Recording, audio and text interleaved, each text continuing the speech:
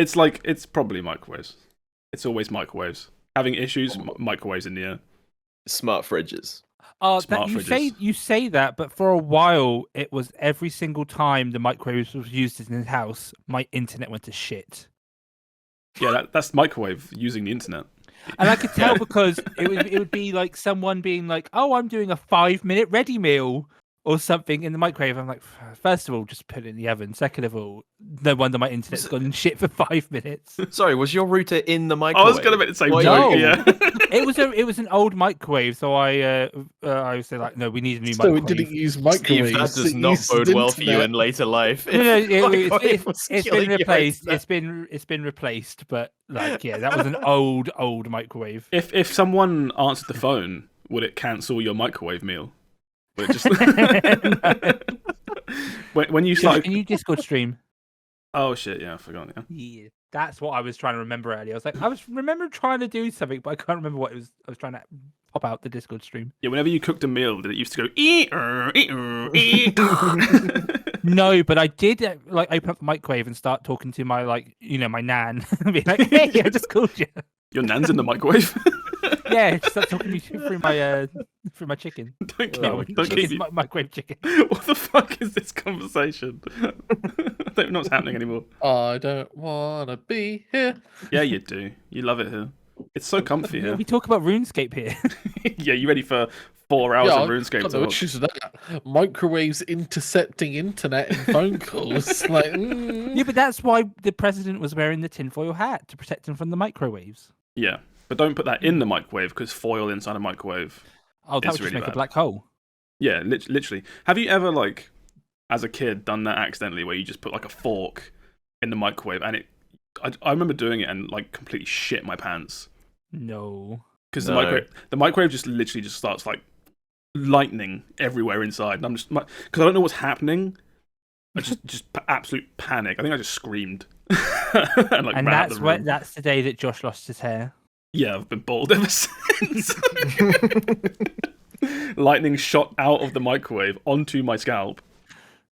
I did once. Back when I had this PC, it was really crap, and it used to overheat playing WoW of all things. And I remember I got so pissed off with it one day. I was a hate-filled child. Yeah, and I got so pissed off with it one day.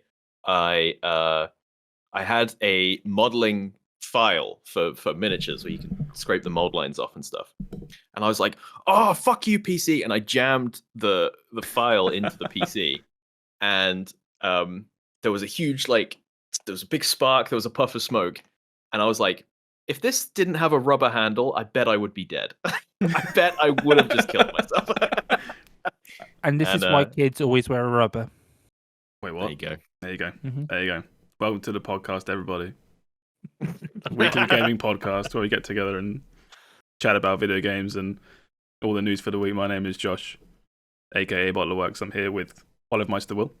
Hello. Quikwix Steve. Hi, my name is Steve, and sorry I was gone last week. I was trapped in Josh's basement. He tried to keep tempting me out with cheese, but it was just so comfy down there. And Sammeh. Hi. I thought you weren't here then. All times. When you have you trapped in my basement, Steve, is it like Dead by Daylight? Are you just on a hook in the basement? Yeah, but it's just me pole dancing on that hook. No, no. Oh, it was so nice last week. It was so chill. I didn't get upset at anything. I'm sorry. You get the good brother this week. Yeah, we made that joke as well. Yeah, the replacement for you last week was your literal brother. You can't get much closer than that, really. But yeah, what were we just talking about? Yeah, I feel like pole dancing. Yeah, but apart from that, the whole thing about Will nearly dying, right? I feel like everyone has that one memory as a kid where it's I nearly died here, and I feel like everyone has one of those, right? Not me. Do you not? I feel like the close at that. No, maybe not I'm going to die here, but Yeah. I still have a huge scar of where I chased my cat at the back garden, and we had I can only describe it as mini greenhouses. Yeah. Yeah.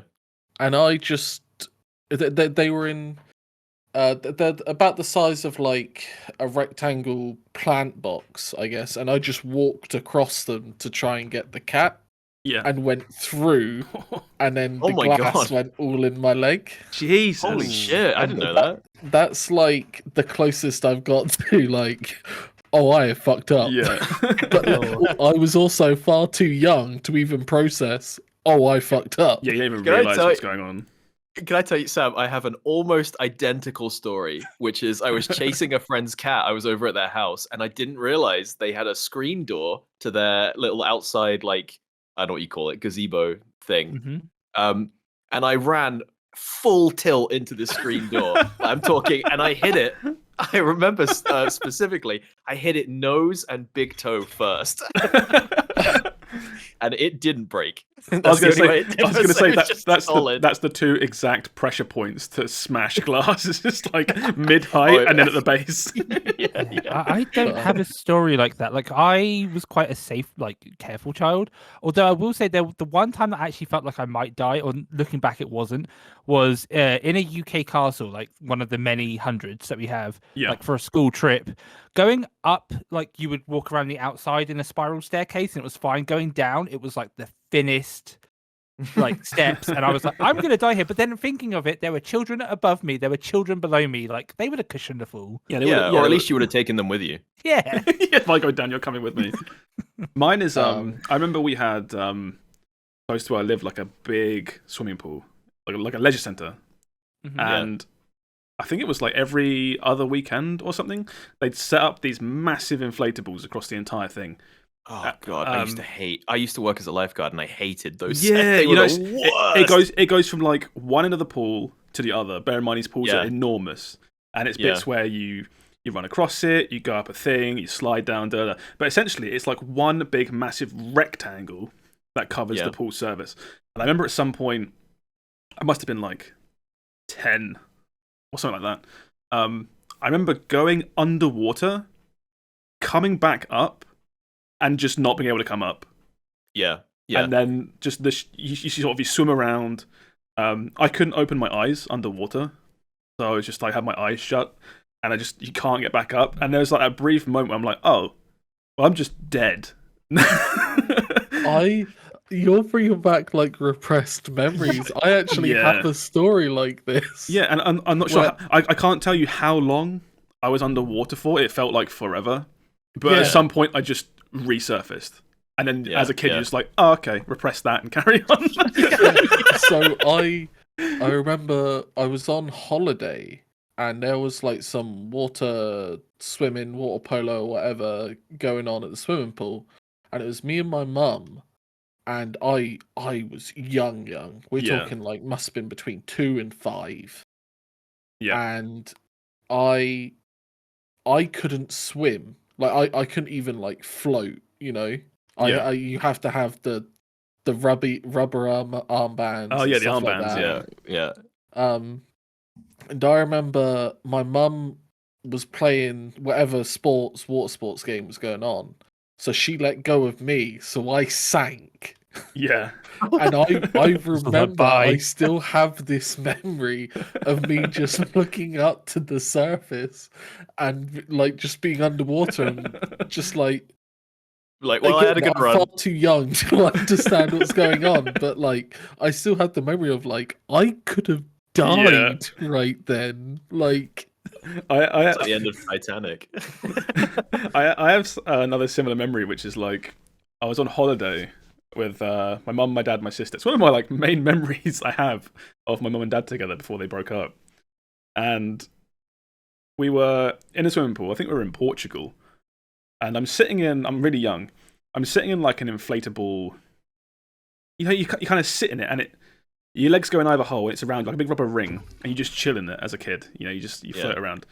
And I went like complete 180 underwater. Like I'm sitting in there, and I spin, and suddenly I'm in the water, legs up in the air.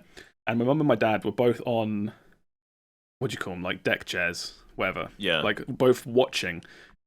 And I go under, I'm there for like a few seconds, and I'm lifted back up. And what I remember is my mum had jumped in, like fully clothed, to save me. And I look over, and my dad is just there, like just like chilling on this chair, like watching. I just remember that. It's like a funny memory. It was like, I'm about to drown, look over, mum's dived in like instantly. Dad's like, oh, cool. I have a complete opposite. We don't have to, but I have a complete opposite story where when I broke my arm. I used to love swimming when I was a kid. Yeah. I broke my arm, but I broke it right before we were supposed to go on holiday to like this like water park, basically. So it's like I've got sat there in my cast, right?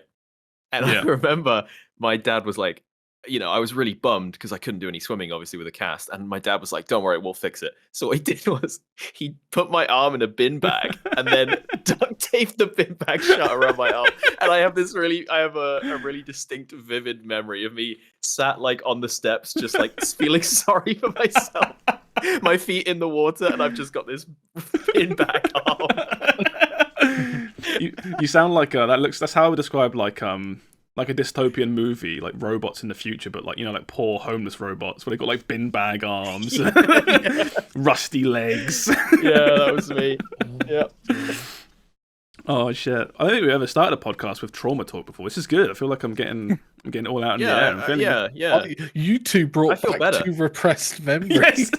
Sam crying in the corner. And remember, if you've got any trauma, leave them down in the comments below. Yeah. Leave them in the comments. Email in your trauma. Yeah. I'll give it a read and rate it out of 10. That's QUIKWIX on Twitter, right? Yeah. That's where you send Yeah. all that. .com. Order some candles while you're there. Let's get into some games. We'll go with Steve to start because he's probably the only person here that's played a game this week. Hi, I'm the useful one this week. Yeah. This makes such a change. What have you been playing, Steve? So I played Atomic Heart.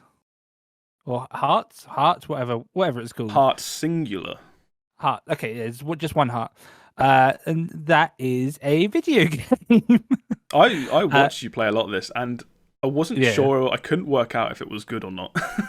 Yeah, that's the thing. Is apparently this is a BioShock feeling game, but I've never played a BioShock game before, so I played it, and it was cool. The writing was terrible. It was the writing is so bad. It either lands and you love it, or you're 90% of the population and you hate it. That's what I thought, because whilst I was watching Steve play it, and all these like clips that I've seen online, besides one character, which we'll get into in a minute, I'm sure, the writing for me, I'm kind of like, oh, this is actually really funny, and I'm kind of digging this weird. Really? Yeah. Yeah. I'm not gonna lie, it has moments because I've been watching our friend Chris play it. Yeah. And I'm like, that is kind of funny. There's the whole line of like the whole crispy ass critter line and things. You can Google all this stuff and find it, but it's just the line delivery is kind of so stagnant. And the writing is so weird. I'm like, oh, this is kind of... It's getting me. I'm actually kind of finding this really funny. It's like good bad. It's like yeah. Tommy Wiseau, The Room funny. Yeah. Sorry, Steve. Yeah, you carry on about. No, but I was gonna say like the writing is like I'm like it's bad to the point where like I don't care about the story. Like it kind of throws you in the game, and I've been playing for 3 hours. I still don't know why robots are attacking and what is happening, who I am. Apparently it's meant to be set like in some sort of Russian area, but all the characters sound like very American. It's like 1950s Soviet Russian or something, right? Soviet Russia. Russia. It's meant to be. Yeah. And it's just every character sounds like extremely American. The gameplay it's fine. It's like I saw a trailer for it, and it was like, oh, you get all these cool powers, and then you get in game, and it's like there's like you check the power ability menu. It's like, oh, none of these like seem that fantastic.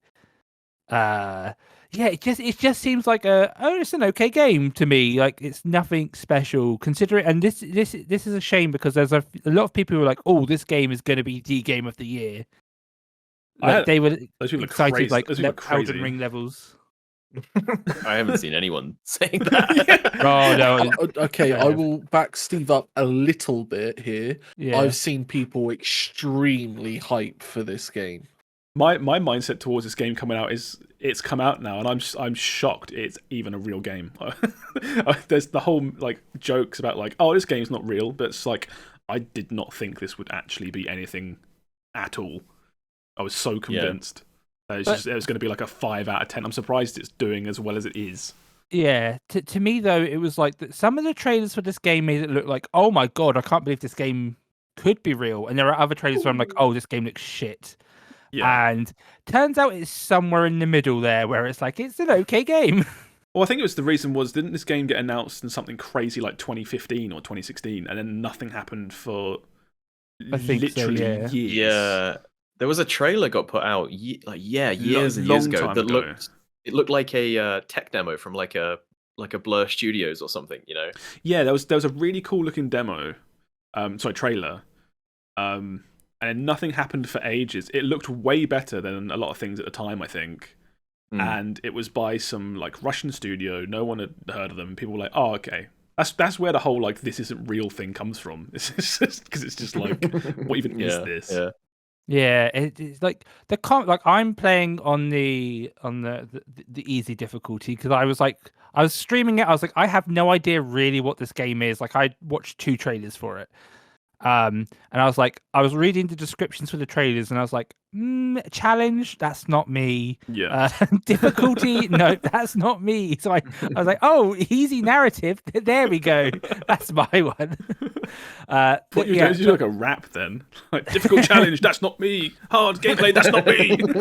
Yeah, I am known as a lyricist. But yeah, it's there's one like kind of unique combat mechanic where if the enemy's going to do like a powerful attack, it happens very quickly. It's like it says like, oh, when they're winding up their powerful attack, but it's like happens in an instant. Yeah. You see like a red circle and you can press spacebar to dodge out of the way.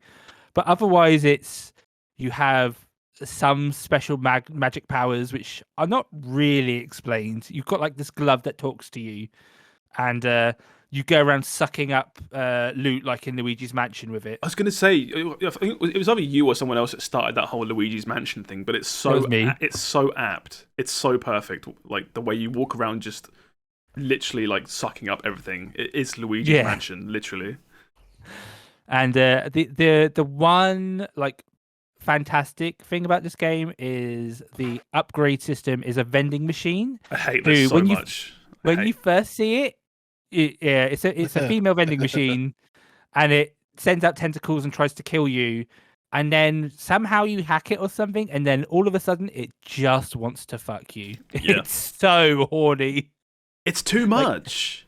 It's so for me. I was laughing my ass off. I'm like, this is perfect amount for me. I'm not like a prude or anything, but it's just like Jesus Christ. Like, but it's like 5 minutes of just this thirsty vending machine.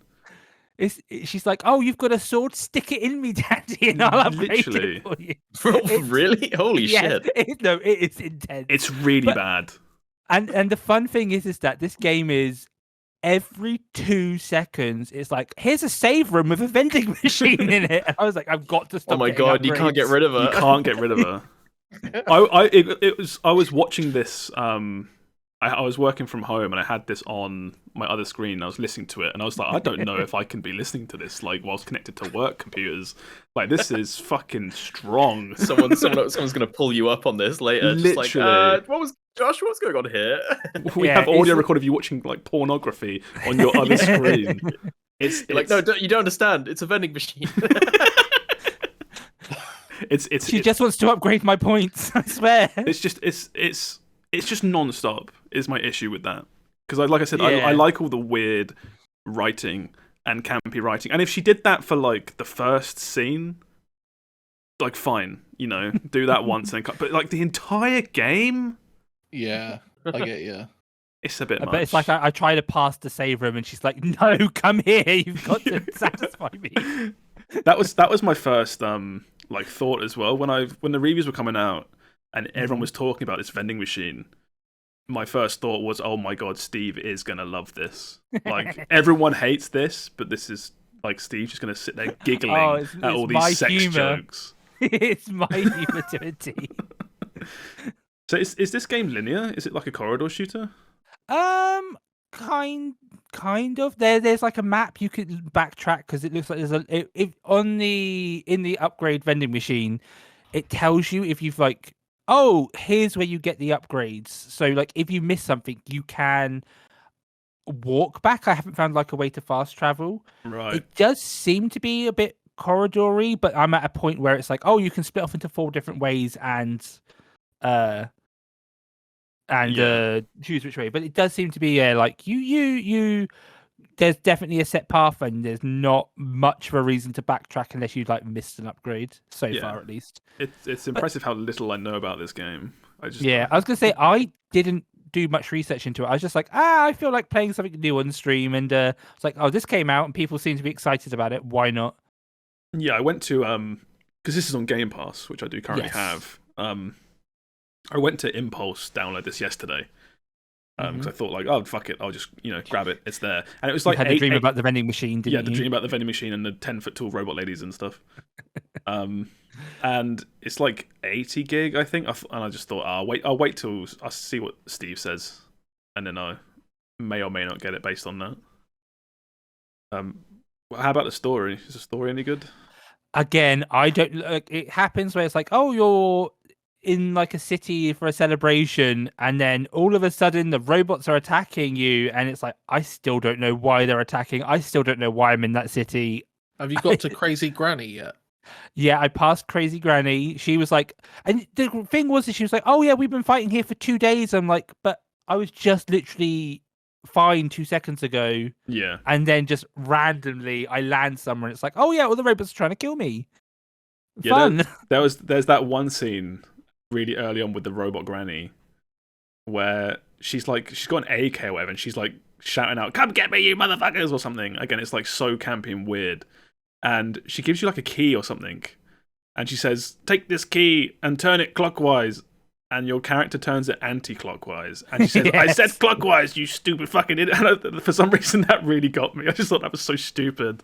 And also something weird about this game is that you'll find lots of dead bodies, and even the robots and stuff you kill, you can like chop up each of their limbs individually and just have them floating about. And if you see like animals on the ground dead, you can slash them and it would just like leave gash marks in them. And I'm like, this is weirdly graphic for no reason at all. There's lots of games sort of do that, where it's like, oh, if you want to, for no reason, you can just take a sword and slash this body into a million pieces. I guess that's it's like, made for... the head's off, the arms are off, the legs are off. One type of person will love that, I guess. I think that was that was in Dead Space, like the remake that I just played, where but that's a body horror thing, right? Yeah, but like what I'm saying is you can talk to like an NPC, or no, you see an NPC dying, and then they die in front of you, so they have no dialogue or whatever. And then you can just like, if you just stamp, they explode into a million pieces, and it's like, what? It's like, why? But you get loot. Not out of the people, you don't. Oh, you know, okay. It's a man. It's like, run away, whilst you can, and then you just stamp, and he explodes. I guess that people like that in their games or something. I don't know. Do you think you'll play more of this, Steve? I've been talking to people about this, and I'm like, it's a game that I could see myself finishing, but it's not a game where I'm like, oh, I really want to pick it back up. Because like some of the puzzles, it was like, oh yeah, stand on this slow-moving platform while enemies attack you, and turn on these like generators or something. And it's like, some of the puzzles are a bit slow. Yeah. I've heard. I could see myself finishing it, but it's not something where I'm like, oh, I actively want to pick it up. It's like, oh, if people want to see me finish it, I'll finish it. But if not, probably not. Yeah. I mean, I've heard apparently throughout the game, whilst you're doing puzzles, the main character quips to himself about how shit the puzzles are, which is kind of a bad sign. Yes, yeah. Which, again, I'm not sure if that's actually really funny. I haven't seen it specifically. That sounds like it could actually be like kind of on the nose funny. I don't know. Well, he's never talking to himself because he's always got his glove that talks. Yeah, he's talking to his weird glove thing. I don't know, The man. glove is like, please don't bring me back to that vending machine robot. I've seen things. I just can't read this game. I can't. I need to play it, I think. Yeah. Yeah, I'm installing it now. I have to know. Yeah. I have to try. Because it could be like just the bits I've seen out of context are kind of funny, and altogether when you play it, it's like, oh, this is actually not very good. It's like how everyone says like, oh, The Room is a fantastic movie, and it's like because everyone remembers the funny bits. You don't remember all the slog parts. Yeah, all the bad bits. Yeah. The Room is every 5 minutes something really funny or iconic happens in that movie, but then you have to sit through sections of 5 minutes of just nothing's really happening. It's kind of boring. Like, have you all seen The Room? Has anyone here? No. Yeah.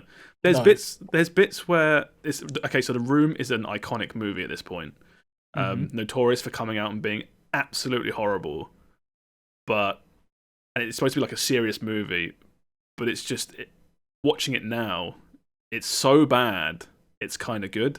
It's written, directed, and starred in by a guy called Tommy Wiseau, and his line delivery is awful. Everything is just really bad, but it's kind of hilarious when you watch it. And like you're saying, you remember all the funny, weird bits of that movie, but there's bits where they go to like a park and they kick a ball around for like 5 minutes, and nothing's really happening. And that's like the whole point of the scene. There's no plot or development or anything. It's just like they just had some B-roll of them playing. Yeah, it's like, haha, let's go to the park, and then it's them at the park, and then they just leave and nothing happens. It's like, okay. And there's like, I think there's like 4 sex scenes that are all exactly the same. It's such a weird Disappointing. movie. But maybe that's what this is. It's like a whole bunch of individual hilarious parts, and in between is kind of a game. I was gonna say I've been watching the gameplay you've been playing. Yeah. And there was like after I went into like a facility very, very early on, like not really a spoiler. Yeah. It's like I had like there's apparently a lot more to this game than I realized. So I'm like, oh, maybe I should give this game a bit more of a try. Because like I'm seeing a lot of scenes where I'm like, oh, I thought it was just going to be set in one area, but there's apparently a lot more. One thing I will say that I found very annoying was whenever you kill like a sentry like camera thing, there'll be repair drones that come out, and you have to. It's so annoying. Or like sometimes there'll be some bigger enemies that you kill, and then it's like, oh, there's a floating repair thing that comes down. Nothing in the game tells you that, and you have to be like, oh, I'm working out that that's why they keep spawning things, because these repair drones keep floating down and resurrecting things that I've destroyed. Are they infinite? I don't think they're infinite. Like on the wall, sometimes there's like 5 pips, and it will light up, and they disappear after a while. Yeah, but it's just annoying. It's cumbersome. Yeah, I've got to say as well, your PC seemed to be struggling a bit playing this. It seems very heavy. I don't know, graphically. My PC struggles with anything. Yeah, there was a bit at the start. You fell down the elevator or something. I need to upgrade it. Can someone tell me where to buy one of those vending machines? No, that's to upgrade your PC. Elevator scene where it's just like, this is clearly a load screen, but because of Steve's PC, it lasted like minutes. Yeah, you fell down. Oh, it's like a hidden, shaft. Not so hidden load screen. on like PS5 or an SSD, it probably looks great. You fall down into a shaft and then you're in the next area. But Steve's computer was like, oh, give us a minute, and then it would like move for a second, there'd be another explosion, and it would like pause again for like another 2 seconds. That's really funny. That's really funny. And it saw like when I loaded into the game, it was all on ultra. I was like, let's not do that, and I put it down to high. I'm like, maybe I should have turned it down. You tried playing it on high? Yeah, your PC's worse than mine. I wouldn't even dare. I've gotten to the point now. I've fully accepted that PC games are medium, medium at best, low if I want frames. Yeah. I didn't realize that. I thought everyone was like, "Oh, stream's got to look good." Oh yeah, and you were streaming it as well. Yes. That's even more like overhead. Yeah. Man, what is this trailer in the background? What the fuck is going on? That's another thing I've seen where it's when this game came out, looking on Twitter, popular hashtags, and this was trending. It was just atomic heart. Click that, started going through the tweets. It's like 80% porn. It's people are so thirsty for these animatronic robot ladies. It's crazy. It's Oh yeah, weird, the big isn't it? tall ones. Oh, I've seen people love them. Yeah, all right. Yeah, all right. I was making a joke with Suds when we were watching Steve play, where it's just like, oh, slightly curvy looking robot woman. Oh my god, it looks made like a woman. Oh, it's like that's just the internet in a nutshell. That's the internet dream of, it's shaped like a woman, but Yeah. it's not actually. We're making jokes about just drawing like a curvy line. It's like, oh, curvy line. Well, you say that, but literally in the background of the trailer was just two robots, kinda. Yeah, they know what they're doing. Yeah, it's been designed that way on purpose. I want you I to have to finish. say, all the non-horny parts though, this game looks so imaginative. Yeah, Like, that's one of the best. That's one of the best parts. I gotta give it props. Like everything I see coming out of Steve's stream and all of the trailers they released, I'm like, good lord, these guys have got some. They got a design team on them, Their regardless character- of how good the game is. Their character and art team are fucking putting in work. Yeah. Yeah. Every time I see that like looting system where you just suck up all the loot, I'm Yeah. like, that's like amazing. Yeah, should Like be this is the standard. best Yeah. version of this I have ever seen. Yeah. I was gonna say, but I think for me it's just this is not my type of game. Like I like a game like this, but I need the story to like hook me instantly and like mean, so props you to you guys for might trying. enjoy it a bit more. Yeah, like props to you for trying something new. Yeah. It's like, yeah, because you also played. You played like. Oh yeah, Shadow I also Warrior played 3 as Shadow well. Warrior for like an hour or two as well. That was so bizarre when you were like, "Yeah, I've been playing Shadow Warrior 3." I was like, "What the fuck? Why?" I was just like I was bored and I was like, let me download a game. I was like, this came out yesterday. Yeah, Try playing it. It's kind of humorous. It's kind of like you run around a lot, you shoot. It's kind of like satisfying combat. It's like I could see myself putting more hours into Shadow Warrior than Atomic Heart. I got really confused at this because you told me that you've been playing this, and I was my brain went to, isn't this out? Like, hasn't this been out for years? But I think I'm thinking of Shadow Warrior 2. Yeah, Yeah, Shadow Warrior yeah. 3 is the new one. Yeah, And Very it just very starts colourful. off and the main character's in his underwear and it's been like, I tried fighting this dragon and I just couldn't, so bye. yeah. I think they're very tongue-in-cheek, kind of like Yes. the Duke Yeah. Nukem era of first-person shooters, where it's like, I'm Yeah. gonna fucking kick your ass. Yeah, it's good humor and satisfying combat, like very satisfying. Like, look at combat this in thing. one. Like, what the fuck is this? I feel like putting this next to Atomic Heart. This is bad design. Is that mean? I feel like that's hideous. I hate that. It's no sexy robot. It's not. No, make it curvier. It's already pretty curvy, actually. Anyway, moving on. But yeah, that's what I've been playing this week. Oh, good job, Steve. You actually Yeah. brought a game to the podcast this week. I was like, it's been 5 or 6 weeks. Let me actually try. Well, I'll do my top up very quickly. I've played nothing new this week. I'm still working through everything that's on my plate. Imagine slacking like that. Couldn't Well, be more. I'm still playing Hogwarts. I mentioned it on Will's Discord last night, where I played a session of like 3 or 4 hours, and I just didn't really have much fun, which was really weird because every other time I played it, I've had a lot of fun.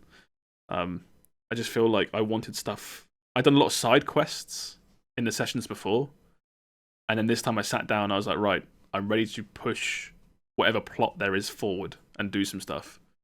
And nothing really happened in like 4 hours. But I Do you think it's the? Oh, go on. Sorry. No, you go. Well, because I've been having that recently, where I will specifically. This happened with Dying Light 2, where I booted it up. I played the opening like 7 hours, and I was Yeah. like, "Yeah, I'm ready for another open world." Do activities kind of game, like get little loot boxes and fill Yeah. up bars and stuff. And then it's sort of like I sat down for a second session, and like the whole map opened up in front of me, and I was kind of like, I don't want to do another Yeah. time trial. I don't know, man. I don't know if I'm feeling this. And then I drop off them. Every time I open the map in Hogwarts Legacy, I audibly go like, "Oh, fucking hell!" Like it is so big, and it's not like any bigger than Assassin's Creed or any other like Warner Bros. Open world. Like they're all massive, right? But I haven't Yeah. played one of these games that's this massive in a really long time. The last one I tried was Horizon Forbidden West, which I didn't finish because every time I played it, I was like, "Fuck, this game's I don't have time." Because I think that's half of it. Yeah, I think that kind of open world game is one of those like you think you want it, but you don't kind of things where it's like, oh, look how much bang for my buck I'm getting with this game, and it's because it's happened to me with games before. Yeah, and it's like, I don't know. Yeah, it's a shame because when I do play an open world game and really get into it, it's amazing, right? Because it's like, oh my god, I've got like infinite content. Elden Ring was one of them where towards the end, it got a bit tired. But I played that game for like 60 hours. And like 60 hours in, I'm like, oh, I'm getting a bit tired now. Like, okay, it's fine, 60 hours.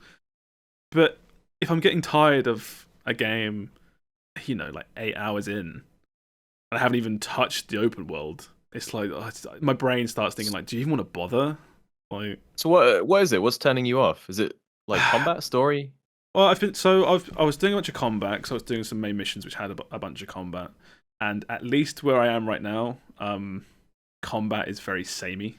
It's kind of do a spell, like lift them up, attack, pull them towards you, attack, set them on fire. Doesn't change. The combat does not change. No, don't say that because people have been telling me otherwise. And now if you saying that, I'm not gonna play it, Sam. It's like, because there's so many spells that you can get, so I keep thinking like maybe it'll change. And I've had a few people on Discord, Velvet and Swag, just say like, it gets more interesting the further in you get. So I'm like, okay, that's given me enough motivation to try like another session. Maybe I'll push through and try another session. But I did unlock the broom, so now I can go anywhere. And I thought I'm going to go from one end of the map to the other. Set a waypoint. It's like 5,000 meters away. I'm making no progress. That went out the window. It's like, this is too big. I can't even do that. I can't even commit to that. And I'm sort of flying around doing little side quests and doing main story quests. And the main story, at least right now, is kind of a little bit slow. Like I want something. Yeah. The opening to the game is amazing. It's so bombastic. So I know the game can do like really cool stuff, and it probably has got really cool stuff. But I want like more. I don't know. It's hard to explain without sounding. Whiny. I think. You know what I mean? Yeah, no, I know what you mean. Those open world games. Sometimes it feels like you drown inside stuff, and then by the time you get back to the main story, you're kind of like, I'm over it. I don't want to. That's the issue I've got. Fun. I am 100% over leveled because of side stuff. I think I'm like level 17 or 18, and my main story quests are level 6 and 8. So I'm very over leveled. But I didn't go out of my way to over level. I feel I just wanted to like explore Hogwarts and stuff. I was just exploring. Yeah. Yeah, I don't know. I'll give it another try. I will give it another try. But is the open world like? Because all I've heard the same as you. Everyone just says, it's massive. It's massive. Yeah. Is it like dense and interesting, or is it? It's visually big and empty. Visually, from what I've seen, it is very interesting visually. Yeah. There's lots of like dense forests and stuff like that. What I have done in the open world so far hasn't been overly engaging. There are these things called like Merlin trials or Merlin quests. But basically it's like they're dotted around. You go to one, you do a really bit of light puzzle solving, and like good job, one of 5,000 completed or whatever. It's not 5. There's like 100 or whatever, but and there's a few other like bits and bobs. But I don't really know. I think there's like the odd dungeon here and there with like loot at the end, but I don't know if I don't feel compelled to get that loot, especially not with the combat at least so far being kind of like samey.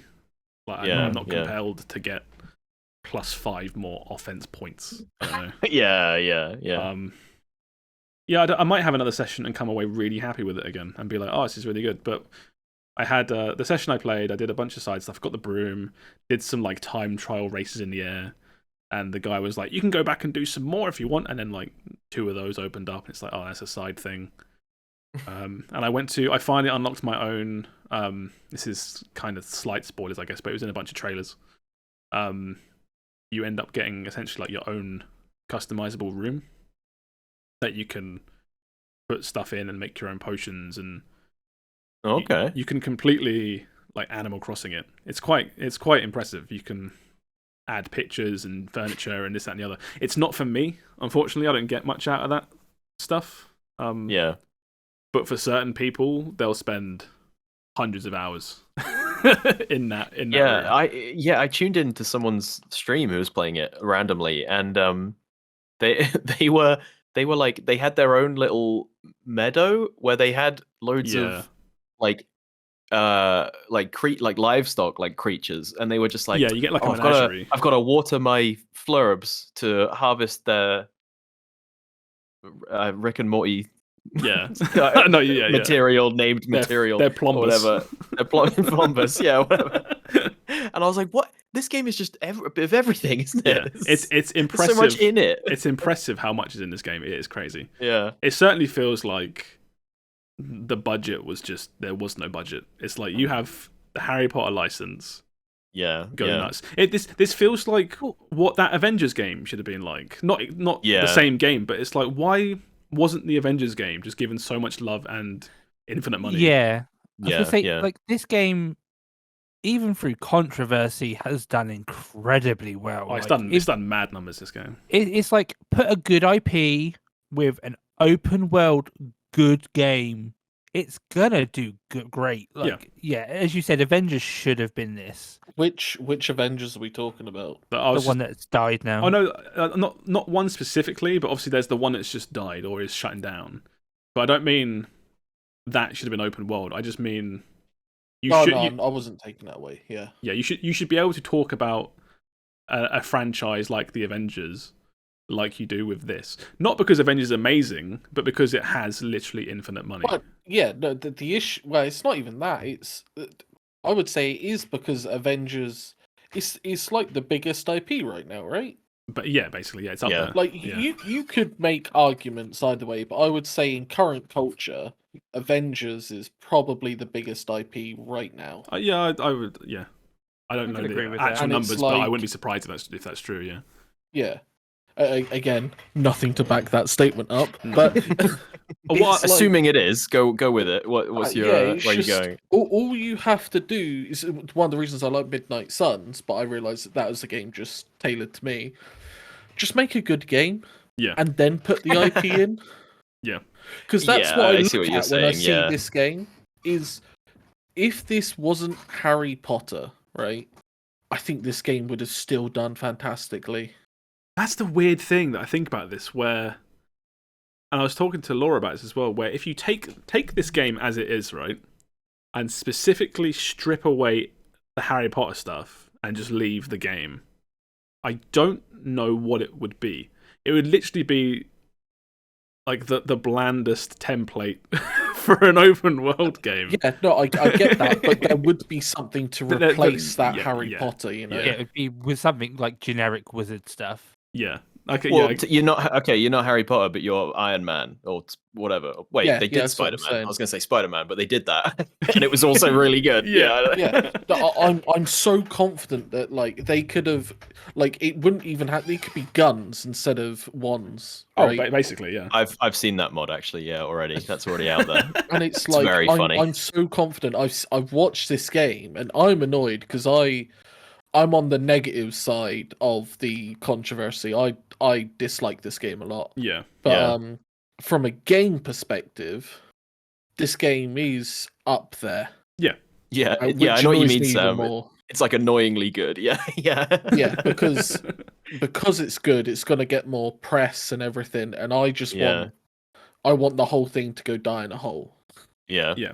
I think it's a thing where when games like this have such a mass market, I might be completely wrong about this, but I feel like a lot of the people that buy the game and play the game probably won't even know there's any controversy whatsoever anyway. No, they won't. I think a lot. I think a lot of Potterheads do know about the whole thing. But I with think a JK. lot of people that aren't Potterheads will be playing. Well, this yeah, game. True. I was going to be like, it's even my younger cousin who's like 14. She doesn't know anything about the controversy. She just likes Harry Potter, and I don't want to be that one who's like, oh, there is controversy about it. So I'm just like, you enjoy it. Like, you're too young, you know. So I think the divide I'm trying to make, like the separation, is there are games that sell really well, and there are the ones that sell, absolute gangbusters that do like insane, like numbers. Where just like everyone, the games where if you buy a PlayStation 5, you get XYZ with it because those are the games you buy to show off your new PlayStation. Things like Call of Duty, FIFA, at least in the UK.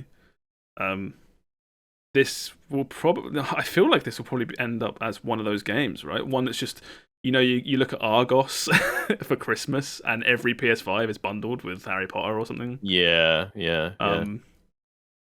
I kind of don't really know where I'm going with this, but it does make me think of this random like trivia fact that I read a long time ago.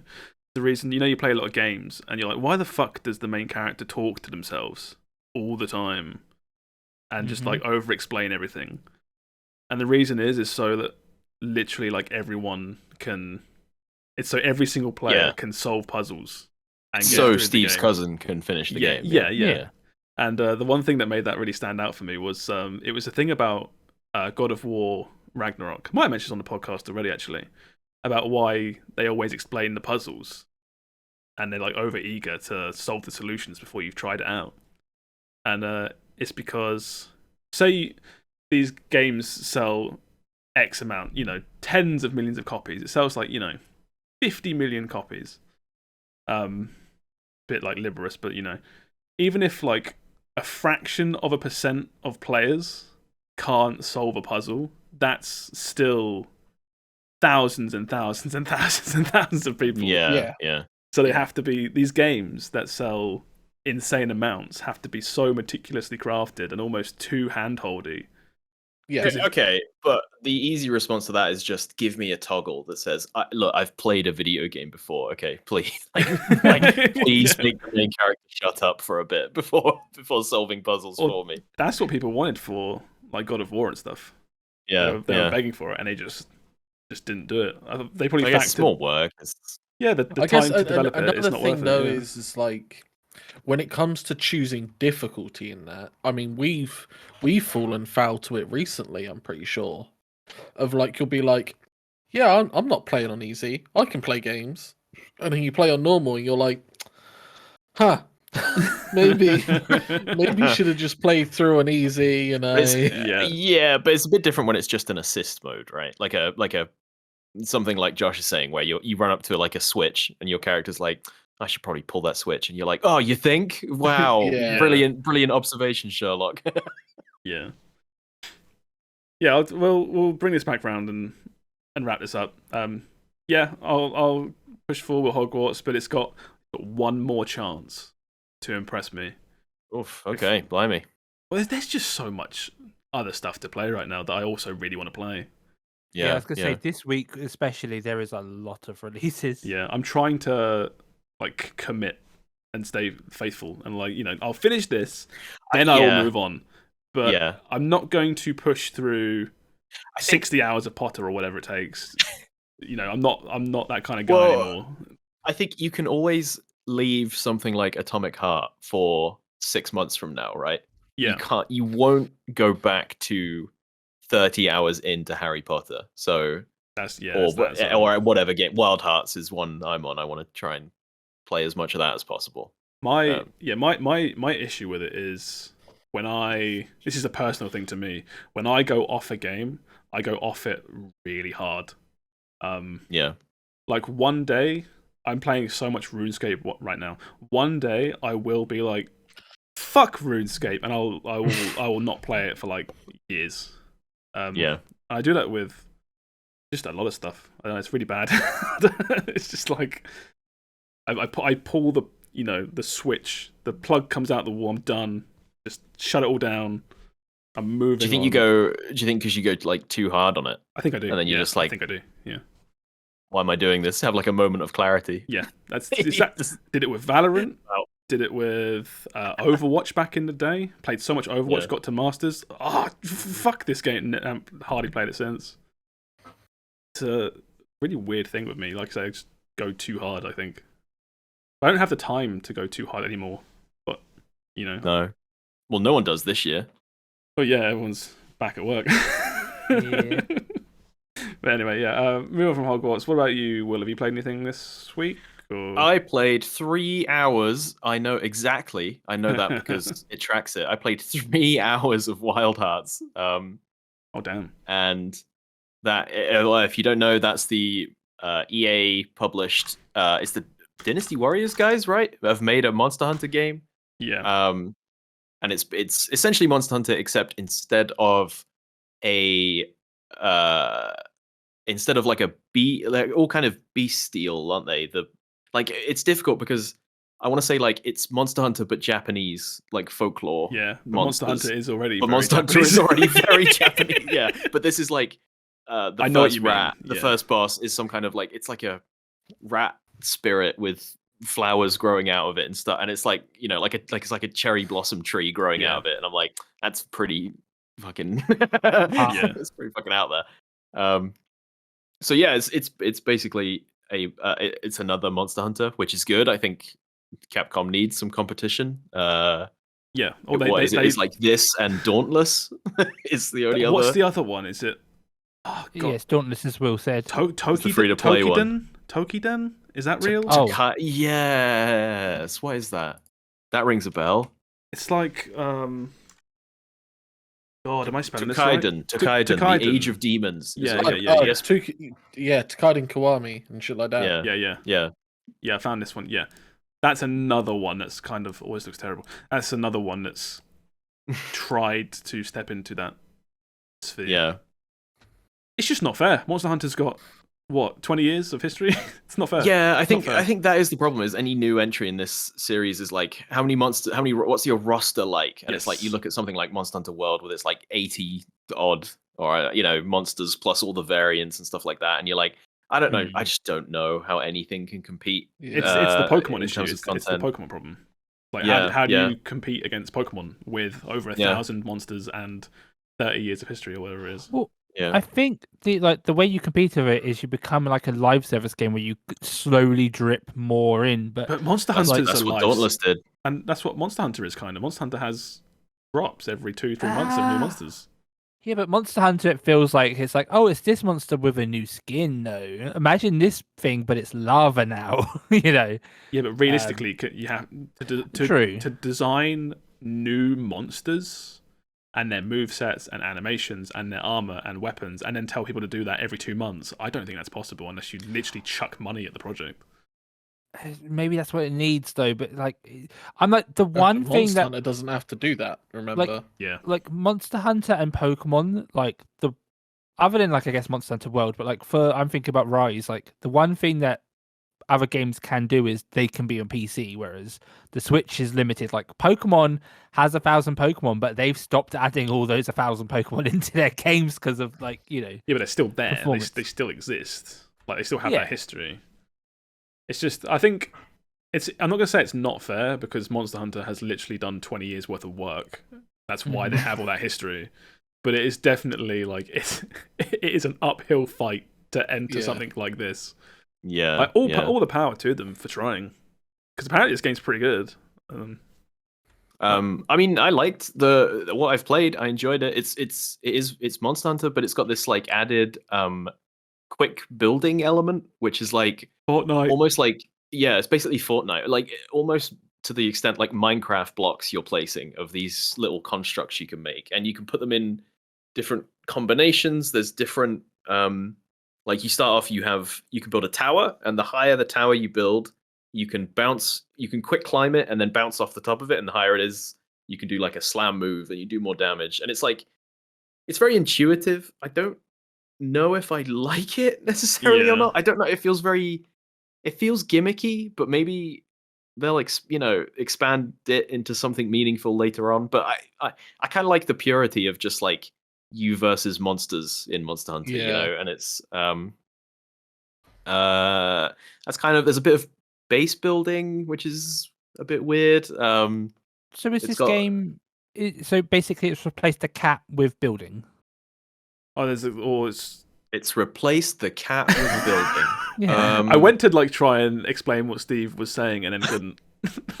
Well, because in Oh, Monster I Hunter see. you have Instead the of feline. you have the palico, Yeah. Okay, I see what you mean. Is it more like it sounds like more like replacing the wire bug than replacing the yes, cat. I would say yeah. It's like that. It's like if Monster Hunter if they announced Monster Hunter World 2 and it came with block building contraptions Yeah. as like the gimmick for that one, that would like make complete sense, Yeah. It feels like that level of sort of engagement kind of system. It does feel really good to play. Even I will say it doesn't run great on my PC. I've heard that's a common. There is. We can whilst you're talking about complaint. this, we can jump straight into in a second a news story because I've got that as a news story. The fact that this game runs Right. like ass on PC. Yeah, it's sort of like even on everything on the lowest, it was a very unstable 60. Often when things were happening, it was like best I can do is about 45, 40, 48, something like that. I'm shocked you got that high. I've heard nothing but bad things about the performance. Yeah, I'm thinking more and more recently. I think I've got some kind of unicorn PC that is punching way above its weight somehow. Yeah. I don't know how. But even with the very unstable frame rate, it still felt pretty good. I feel like, but it's early game Monster Hunter, isn't it? So it's like it's tripping over itself to make the game feel fun for me right now. Yeah. I don't know. I always reach this point in Monster Hunter games where the game becomes more frustrating than fun to fight some of those monsters where it's like, oh, now I'm bleeding and now I'm poisoned and I'm dead taking one like hit. 8. I've been hit once and now I have to do a bunch of admin before I can go fight it. Yeah. Like you can fight him again in 5 to 7 business days after you heal and bandage. Exactly. And maybe this is just early game bias, but it's interesting. I want to play more. The art style is very cool. I feel like it's cheating when they introduce like Japanese folklore stuff because that stuff is just so interesting. Yeah. But like what the first boss is just this big rat with a flower growing out of it that bursts through a wall, and I'm like, oh yeah, all right, I'll fight that. That's pretty fucking cool. Yeah. So we'll see. I'm gonna play more, but I don't want to like get too deep into it right now. Yeah. We had I'll bring this up then very quickly. Yeah, Wild Heart. So this game came out. When did it come out? Was it like a week ago? About a week? Yeah, just under a week ago. Yeah. A lot of the stories around when it first came out was on PC and on consoles apparently.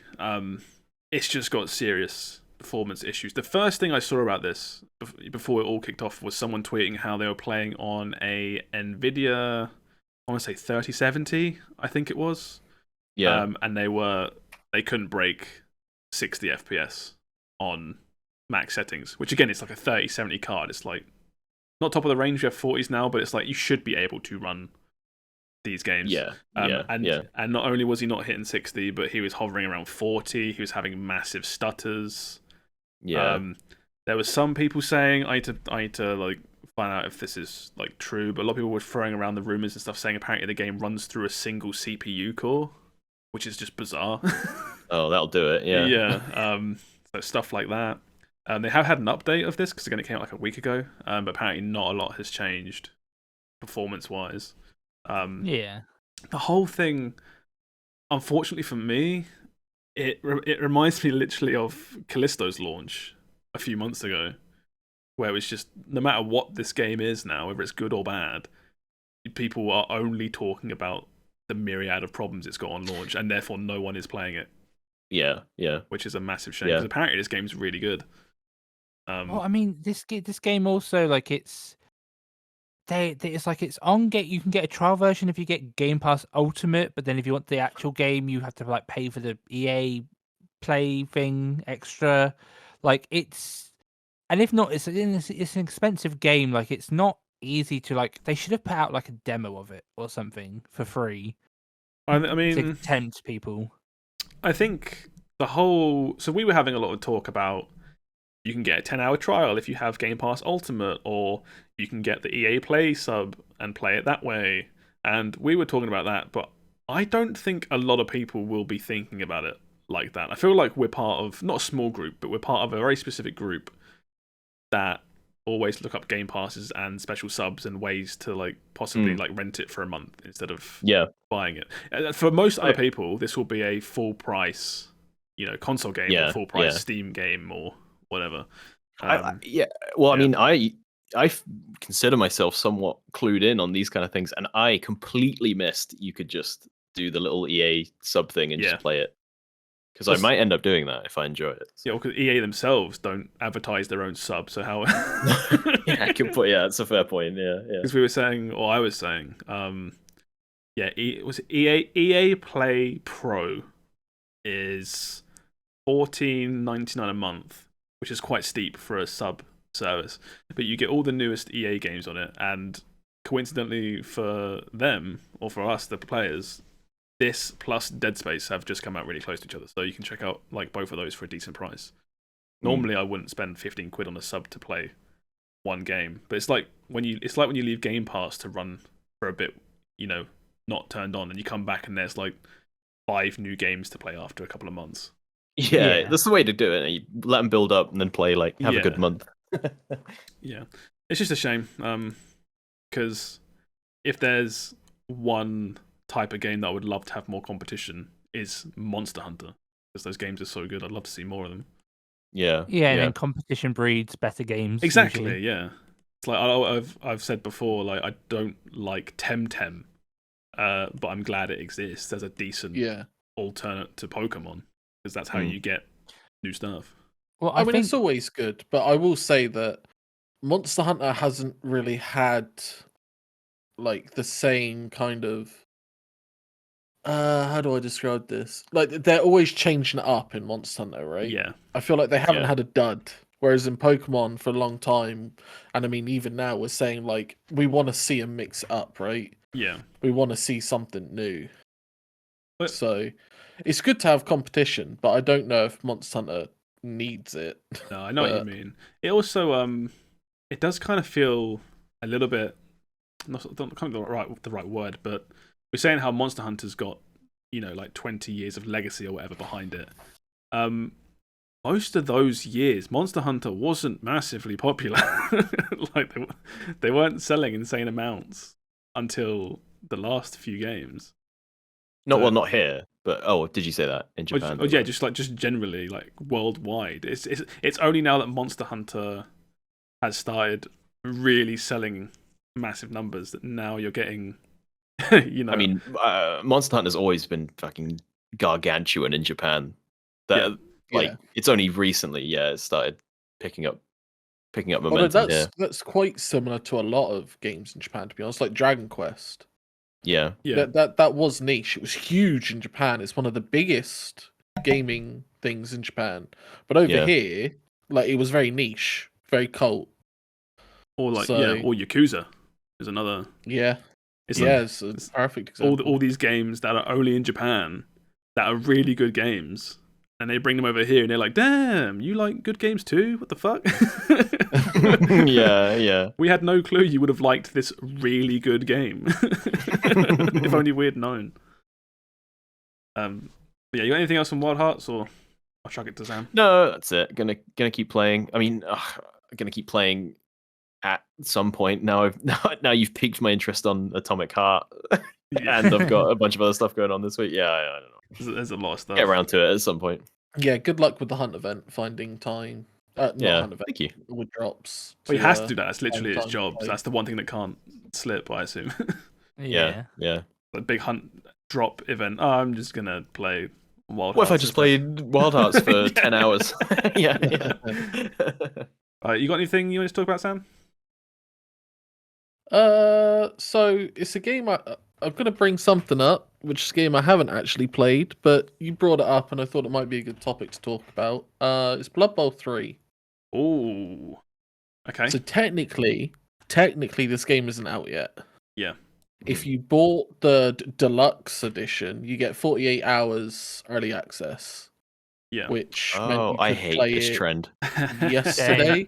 I also hate it. But giving for a game like this, I'm like, I don't care.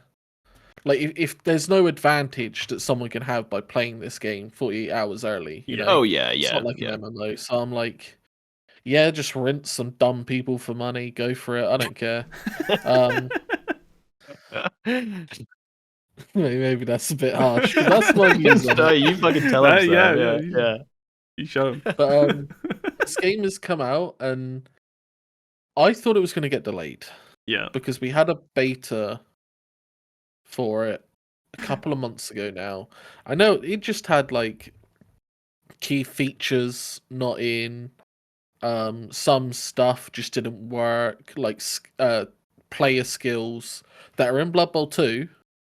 Yeah. So I'm not saying it's copy and paste. I'm not that dumb to think it's that easy. But at the same time, getting things to work that you've already made work Yeah. shouldn't be the hardest thing in the world. It should be the new stuff you're bringing in that is Yeah. going to be more jank. Yeah. And yet the game is somehow worse now than it was in the beta. Yeah, I'm just gonna Like- leave this article in the background whilst you talk that I have conveniently ready, which is just Blood Bowl 3 is a hot so mess. It's like in Blood Bowl 3, you can't spectate games, which is like, it's a sports game. yeah. What? And as someone that plays in a Blood Bowl 2 league, spectating games is important. Yeah. That's really funny. We're Sorry. getting around it with Discord streaming. No, you shouldn't. That's terrible. You should have What? something. Because that's like, it's the only people playing this game are going to be people who are like in communities and clubs, right, and running their Yeah. own tournaments Well, and stuff. So it's like, to leave out something like spectating is so weird. It's when Sam said there's no spectator, and I was like, okay, that's not the worst thing. I know lots of games that don't launch with spectator, and then just you coming up with it's a spectator sports game. That's really funny. And then also there's no ability to rejoin a game if you're kicked out, loss of internet, No. anything like that. There's no rejoining, which is shocking for a game where each game takes like 2 hours. That means one drop at any point, Yeah. and you're gone. Start again or don't play. Yeah. The AI is the worst. Like I didn't think it could get worse, man. Like when I first started playing Blood Bowl 2, I played against the AI, and that's how I learned the rules. And I understood the rules decently. Yeah. I did not understand how to play Blood Bowl 2. Though they were two different things. I understood mechanically what skills did, how to get strength up to punch guys, like how to pick up the ball, how to pass. But I didn't know, like, get taught because the AI wasn't good enough about positioning, about like how to deal with opponents' strong players and stuff like that. Yeah. But the AI, at least like in Blood Bowl 2, did stuff. In this one, I think one of my friends said, instead of like bringing a guy in and punching a guy and then picking up the ball and running off, it did like 3 dice rolls of like which needed 5+ to succeed on a d6. And it's like the ballsiest of plays. But it's like, yeah, it doesn't make yes, sense. it would technically achieve the same result, but punching a guy where you have 2d6, which needs to roll like a 3+ on either of the dice for you to have a good result, is a lot better than having to succeed 3 5+ in a row, you know? Yeah. Like, I understand that can get a little bit hard to follow for people that don't play dice games and stuff. Well, it's all odds, isn't it? It's the computer is taking a like way riskier, but maybe slightly better outcome. Yeah, statistically, when you It's think about this, you shouldn't be making that play because it's Yeah. not. Cause it's, That's the Hail Mary, like, I'm going to lose, Yeah. and It's like It's that like, or nothing kind of situation. It's like going on Dragon's Den and then being like, well, what's your business strategy? And it's like, oh, we're going to win the lottery, and that will fund our entire operation. Yeah, exactly. Yeah. Exactly. There might be a chance a dragon says like, "Fuck yeah, let's do this," but he's probably not gonna do it. So the AI is awful, which means you can only play against players, which, as far as I can tell, as of yesterday, you weren't able to do. So you can't play against the bots. You can't play against people. What do you do in this game, Sam? Can you play the game? Full stop. Sit on the menu. And another good point that I've just seen and reminded of, thank you very much, is you also can't pause, which is an absolute game changer. Again, you're playing for 2 hours. Oh, right. Yeah, I didn't even think of that. Yeah. And like you can't even take a timeout or anything. Yeah, you need to pop to the loo, or we got people that have got kids. Sometimes kids be kids. Yeah. And no one can commit being like, I am going to have nothing go wrong for the next 2 hours so I can play this game. No one can do that. Some people can't go 5 minutes without like a smoke break and things like that. Like, yeah. And it's like this game is a joke, and they didn't delay it, which means I was wrong, but they've released such a shit version of the game. And there's a little bit I've seen, because I went into discussions to see for like more issues, and there's a little bit of people being like, oh yeah, well, when Blood Bowl 2 came out, that also was a mess. And I'm like, that never an excuse. No, we were bad the first time is not an excuse to be bad the second time. Like we had this conversation on the podcast, I think maybe like 5, 6, 7 weeks ago, where you were saying like, this has to be delayed. There's no way they can release this. And I think I remember saying, oh, they absolutely can release this. It would just be terrible. So yeah, this has come out. What I find really funny as well is this is such a unique situation because it's the third game based off a rule set that just hasn't changed at all. It's the third iteration of a game which it's not even like they're having troubles making a fun game, The game's done. The game is finished. It exists in a tabletop form. All you have to do is take those rules and put them in a digital format. And it's like, and they have had 3 goes at this and they keep fucking it up.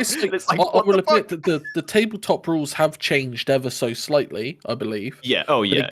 But like, there's no... that has no bearing. You know what I mean? The game devs aren't deciding those rules. Again, those rules are handed to them, assumedly on a sheet of paper, and it's like, make this into a video game. Yeah. I look at it and I'm like, you should be able to take your current game as a base and be like, how do we adapt this for the current rule set that we want? Yeah. And like, they failed to do that. Now the game does look better. I'll give them that. But that's about it. It can't not look better, because if it didn't, there'd be literally nothing going for it by the sounds of it. No point in this. Because it's just a fresh release, we're now going from 20 plus teams down to like 8 or 12. I can't remember, one of the two. Yeah. So you're going from having all of your favorite teams to play in Blood Bowl 2 to lucky if you have one. Yeah. And you're going to, like, added insult, you're going to have to buy those again later when they add them as DLC. Yeah, right? I can't think. It's remember access, that they right? actually did have. No, this is a release. I thought it was early access. This is a full game release, Josh. Oh no. Because Will's saying like you have to pay for more. I was like, well, it's early access. Assumably they'll just add them in and you'll get them. I think there was something where I don't think you actually have to buy with real money the future races that are coming out, but I could be completely wrong. But I think, via battle passes or in-game currency. I do remember them actually having something I was like, that's good, when I read it months ago. Yeah. It's got to be something, I've forgotten about, because it's just been shitfest since then. Jesus Christ. But yeah, that's Blood Bowl 3. That's sad. It will one day be a good game. One day. I hope. This reminds me of kind of like when Street Fighter V launched. and there was like no rematching and like weird little shit like that, where it's like, where's all the stuff? Like, where's like, I can't. Yeah, It's just yeah. like you can't like rematch. There's always like weird jank stuff. There's hardly any stages. It's like, where's the game? And it's like, oh yeah, it'll be coming later. The core stuff is there, but yeah. This is the thing, because I was like, when I heard about Blood Bowl 3, I was like, wait, Blood Bowl 2 is pretty good. What? Why are they making Blood Bowl 3?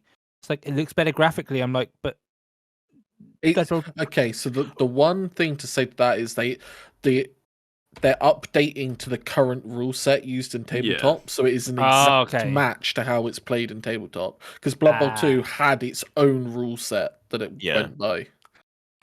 Well, it's also like, Steve says Blood Bowl 2 was fine. Blood Bowl 2 also had problems, so the kind of getting a fresh start with Blood Bowl 3, and there's a bunch of features in Blood Bowl 2 that are like in there, like the league system is all there, but it's kind of awkward to arrange. So it's like getting a fresh start with this one. It was like that's the promise, and this is gonna be new rule set, new engine going forward. But it turns out actually. Do you have this, Sam? Are you buying this? I have bought it because I'm in a league where everyone will play it. But I have no doubt that we will not play our next league on Blood Bowl 3.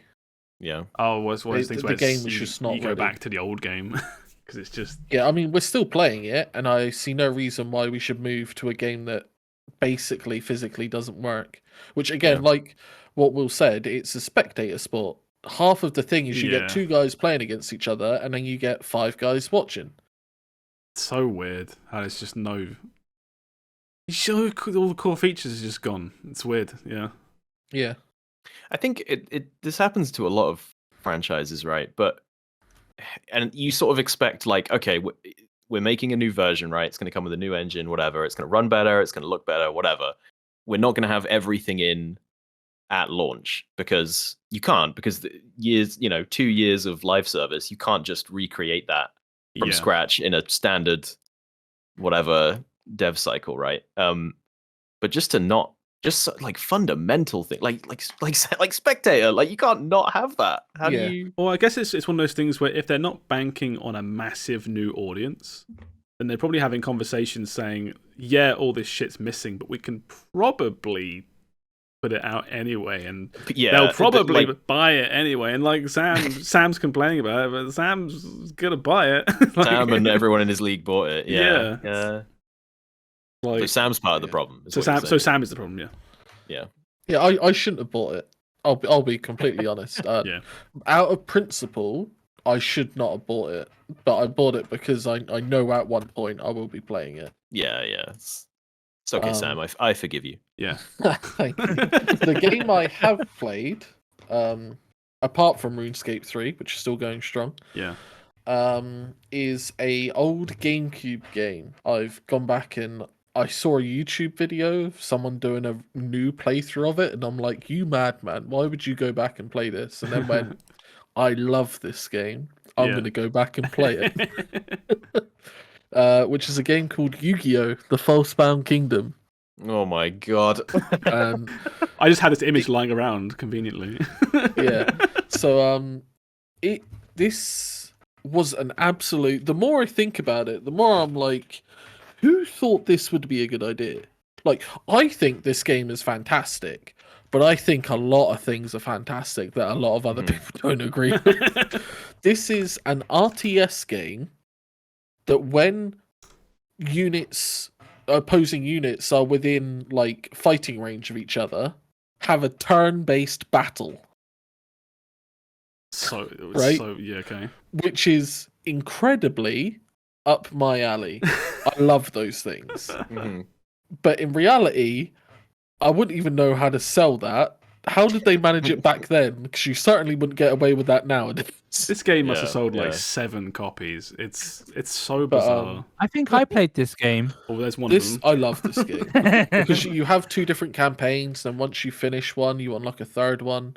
So like you have 3 different stories to play through. You get to keep your guys. And there's a little bit of collection going on because you have to explore the map to find monsters to fill out your roster. Yeah. So it's Fire Emblem Yu-Gi-Oh.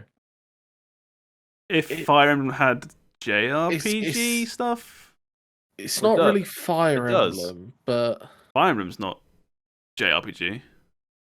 It is a bit though, right? Am I crazy? No, No. but I think I JRPG get is what you're turn-based. saying. Yeah, turn-based, like when you Yeah, but have a Fire turn. Emblem's, It's tactical RPG. It's different. Okay. Because as I said, this is an RTS game. Yeah. Like quite literally. That's the weirdest part of Right, this whole okay. thing. It's like I imagine from what Sam's described, it's like Fire Emblem, but then when you run into an enemy, you then do like a Final Fantasy fight. Yeah. So Fire Emblem. I'm trying to think. don't. I'm trying to think of like an RTS where it only really has very minimal units rather than lots of spammy units. Yeah. But I'm not really coming up with one. I could be completely wrong. Didn't Dawn of War games have like here's your 3 units to move around? Dawn of War 2 had a lower Yeah. unit count, but there was still a lot of So dudes. it's been a Yeah. long You time. know what? I guess the easiest way to describe it is imagine playing a MOBA like League of Legends or Dota. Oh, gross. Yeah. Yeah. But then once you find someone, you have a turn-based battle instead of skill-based Yeah. or skill shot-based skills and stuff. Oh, weird game. Yeah, no, the game is weird, but I love it. And you level up your monsters, and then like every 10 levels, they'll get like an extra action point that lets them take another turn before the combat ends. Yeah. Or they'll get like a passive or a secret skill and stuff like that. And I mean, the game is old. The game is terrible, but I love it. Like, I wouldn't know how back then I could have convinced someone to play it. I certainly couldn't do it now, but it's so. I'm jank. thinking And about then- it. I might play this. Yeah. Sounds pretty sick. It sounds pretty sick, actually. Yeah. Yeah. But I've played through that pretty much. I saw it when I loved this game as a kid. Went through, played it. I've gone through 2 campaigns so far. So Yeah. Okay, is Exodia in this game? Exodia is not in this game. What's fuck? the point? What the fuck? Why bother? Why live? Because you have teams of 3, so I assumed they just couldn't fit it in. Yeah, they could just chop off his legs. a head and 2 right arms. leg, Yeah. left arm. Yeah. He's just You gonna can crawl make towards you a like a guardian. So blue eyes white dragon. yeah, you get 3. They all have unique names, and then you use the item polymerization in battle, and bam, What are their Blue Eyes Armor names? Dragon. What are their names? It's like a Oh. trivia now. Jerry. Yeah, Jerry. They're all Jerry. All 3 of them. Just spelled differently. Jerry. And Yes. It's like stupid lore, like Blue Eyes White Dragon. Because there's also the Harpy Ladies, and Oh yeah, you gotta have. they've got there's 3 Harpy Dark Ladies with Magician different Girl. names. She in this? Yeah, my party currently is Dark Magician, the Magician of Black Chaos, and Dark Magician Girl. What about that? Yeah, What about love- that big pot with the face on it? Jared Greed. Maybe I don't know. Pot of greed. I know Yeah. nothing Oh, about Pot of Yu-Gi-Oh. Greed. Fuck. I know they get sent to. What's that pot? The jar. I know they get Wait, sent no, to Jared Shadow. Greed is a thing. They get It is. sent to Shadow Realm because you can't outright say they're dead. That's all I know. The names are Yeah, Azrael, Ibris, and Jibril. Jabroni. He's the cool one. Why didn't you play this game last week, Sam? When we had Matt here, the literal Yu-Gi-Oh guy. Yeah, look, Matt is foaming at the mouth in chat right now. Anything else you wanna finish that off with? No, I've just been playing a lot of RuneScape. WXP week is still on, so I'm Yeah. just grinding that out. Sick. Getting it done. We'll move on to some stories then. There's only like a couple that are worth talking about, I think. So we'll go through those ones and then see if we've got time for a few others at the end. The first one, I guess, is more of like a PSA, but it got announced. Diablo 4 open beta is now a thing and coming soon. I assume, Will, you're probably the one that's most excited here. I'm not going to pre-order it to get into that one, but I will play the open beta when it comes out. Yeah. March 24th. The open beta. If you pre-order, you can play on March 17th, the previous weekend. You don't get a whole extra week. Okay. There is if there is a way. Apparently, Diablo is doing a promotion with KFC of all things. Oh, I heard this. Yeah, and you can, if you buy a KFC meal or something, it gives you access to the beta. If I can do that, I'll give it a go because that sounds pretty funny. But I'm not sure if it's in the UK or not, but the promotion is on from March 6th. If you buy the double down meal, you get beta for the early access beta. I'm going to be there day one. I'm pretty sure we don't get this in the UK because it's literally an abomination. Oh, I'm going to try. Like, look at this thing. It does look cursed. It's cursed. It's 2 pieces of chicken with cheese and bacon and sauce. I'm drooling. It's an abomination. It's just a pile. That's not a thing. You know, it's a pile of meat. Like I'll order I'll order a wrap. I'll order a burger. What is that? What do you say? I've got a wad of food. Give me the double down. That's it. So I'm going to be in the front of the line opening morning. Yeah. Give me that Diablo 4 access. Yeah. I've heard that the code is actually printed in barbecue sauce inside the burger. You have to open it up and get the code. The beta it's the entirety of the prologue and Act 1. And you can play to level 25, which means nothing to me because I don't know what level cap is. I assume 50? What's the level cap in other ones? No clue. I think it's 20 in Diablo 3. Went to 60, didn't it, in Diablo with the expansion? Or 60 or 70? And you had so long. Level meant nothing in Diablo. Paragon levels and shit as well in Diablo 3. Yeah. That should be cool though. At least at the very least, there'll be tons of new info and footage that comes from that. So it'll be cool to see what it actually looks like and how it plays. But yeah, so that's coming soon. Next story. This was quite a big one. This is very recent as well. There were talks a while ago. Obviously, the ActiBliz buyout is still in this weird limbo right now, where it's being sued. Can't remember by who, but they're being sued. The UK is like absolutely not. There's a whole bunch of weird shit. So Microsoft is trying to make good in a bunch of places. And one of them was this was talked about a while ago, but now it's actually official. Which is Microsoft makes a 10-year Call of Duty pact with Nintendo. Yeah, Sony got 3 years. Nintendo gets 10. So apparently, this offer has been extended to Sony. So they have the exact same offer now, which is like, you'll get 10 years of COD. Just let us buy everything, please. This also, it's more than COD. They've said that COD's the big one, but they're bringing Xbox games to Switch. Yeah. And also at the same time, I believe that I think it was today that Nvidia, Nvidia GeForce Now, has also got this as well. That you'll be able to play Xbox PC games as well as Activision PC games, including COD, on GeForce Now. Yeah, it's big because there hasn't been a Call of Duty on Nintendo, I think, since Black Ops 3 on the Wii U. That might be wrong. Oh, I think I played that. There was definitely one on the Wii U. I remember that.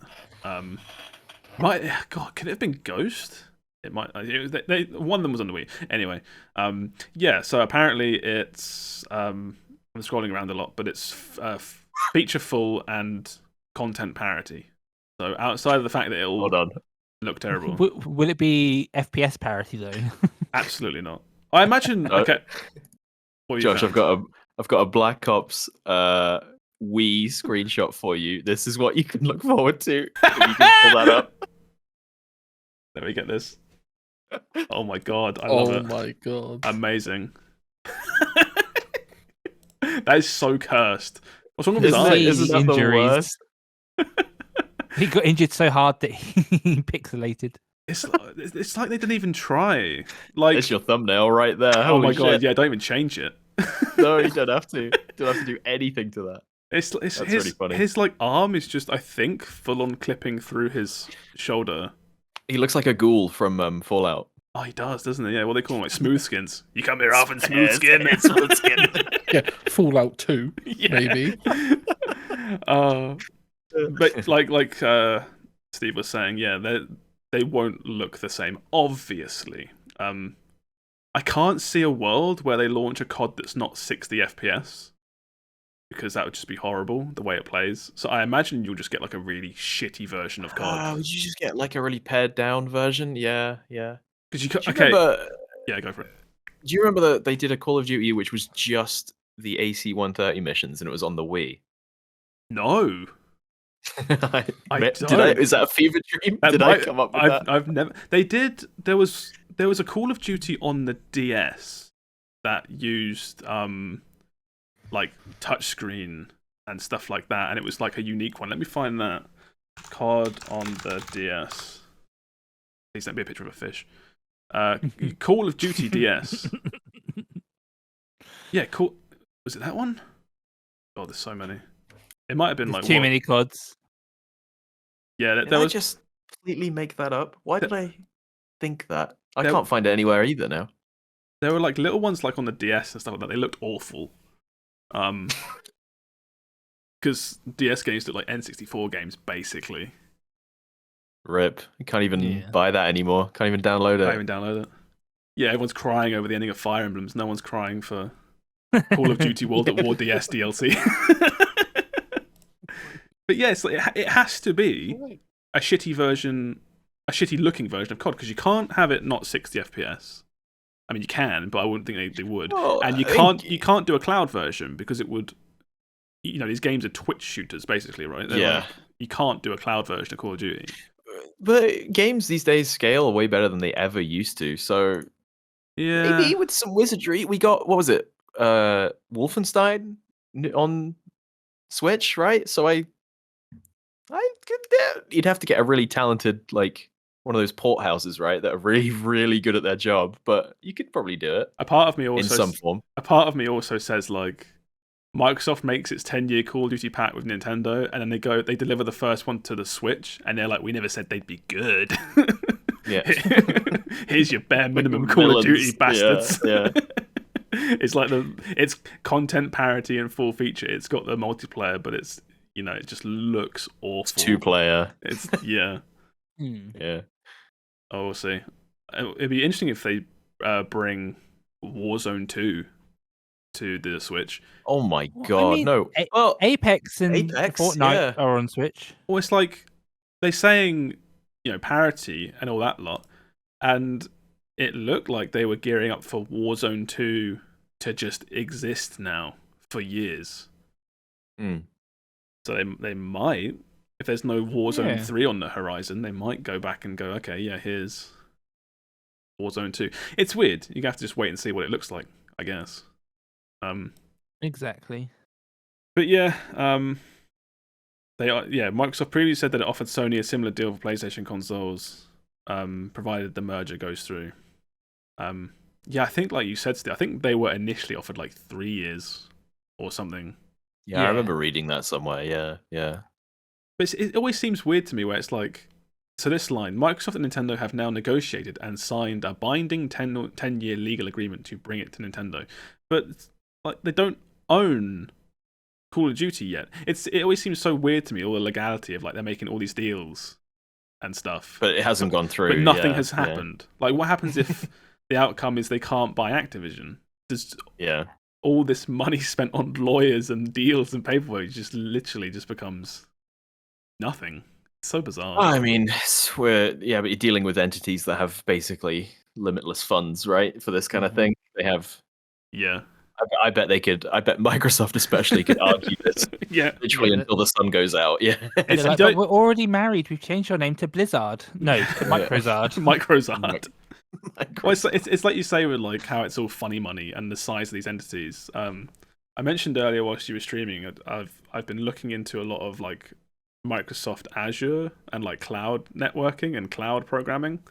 And when you look into it and you look at the infrastructure of what they have all around the world, is actually insane. Just like it is funny money. It is, you can't imagine like the amount of money these things take. It is insane. yeah, you can't even imagine. It's like it. every tech device you own traces back to some Microsoft root somewhere. That's Yeah. they Here's have their hand in that they're making license money from. Yeah, here's a data center worth, millions and billions with all these servers, and then there's hundreds of these around the planet, all wired up under the sea, and then we have satellites. It's like Jesus Christ. Yeah. Yeah. So that'll be interesting to see where that goes, because this merger is still in weird limbo. As I mentioned, it's in this article. If anyone wants to read it, I'll post it below. But it talks about how the deal is just kind of, I think it's kind of stuck right now because everyone's kind of like looking into it, and the U.S. Federal Trade Commission has sued to block the takeover. It's really weird. It's one of the biggest mergers I think we've seen ever. Yeah. Isn't it funny?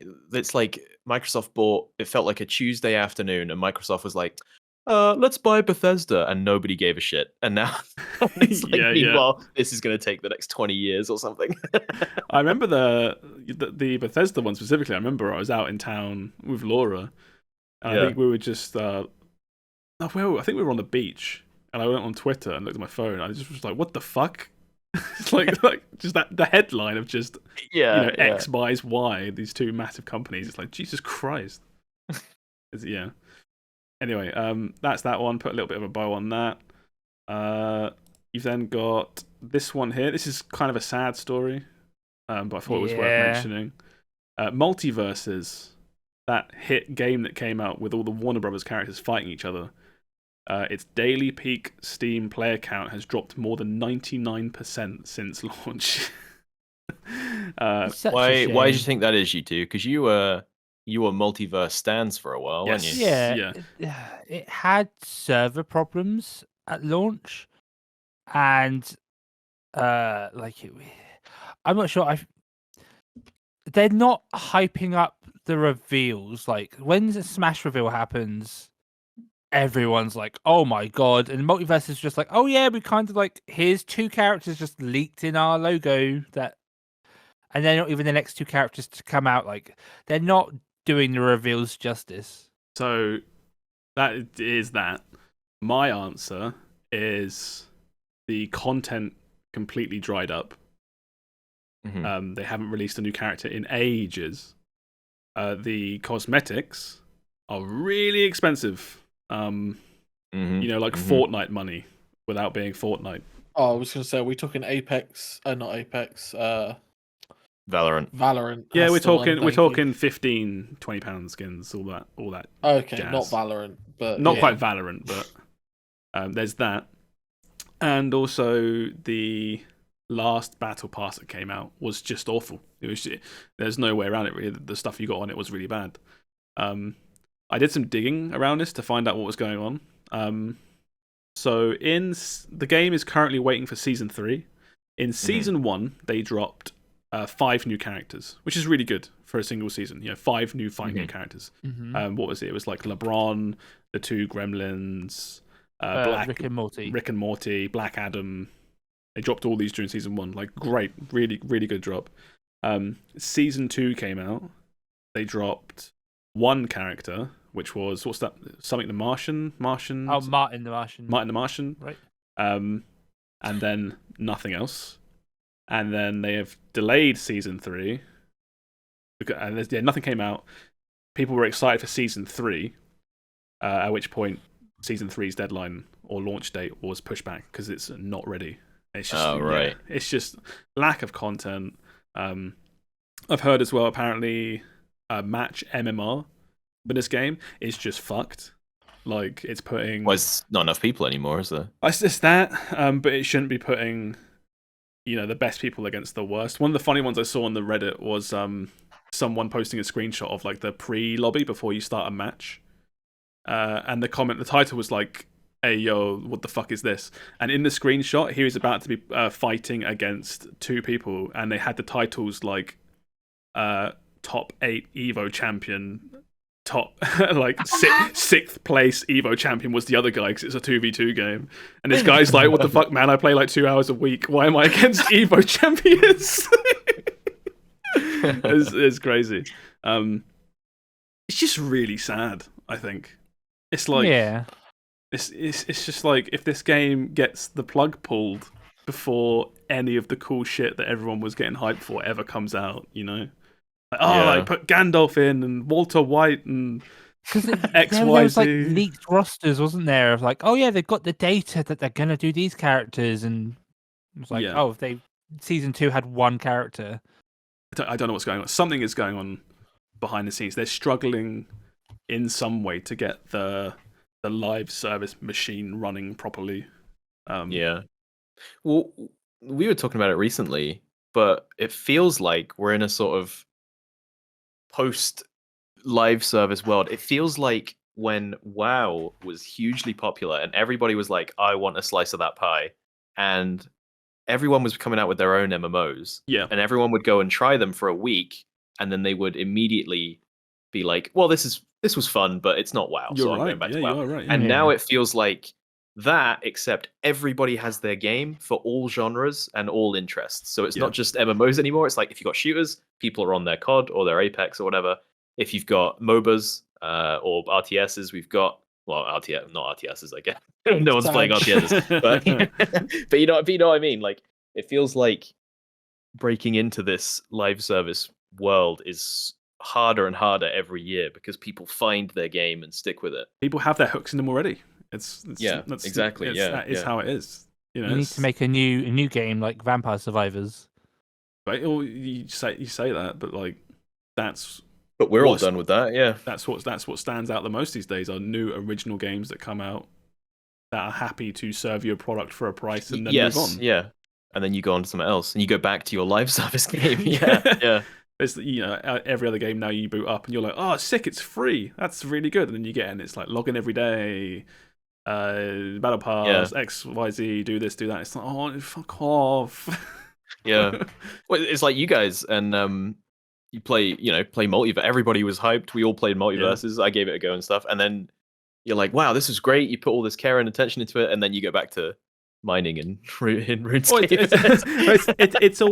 It's for me at least, one thing that always stands out is the end point for me tends to either be a really bad experience or the end of a season where a battle pass finishes that I'm into and I'm like, I see the grind again and knowing what that grind is, I just choose not to play. Because I cannot, for whatever reason in my brain, separate the game from these elements.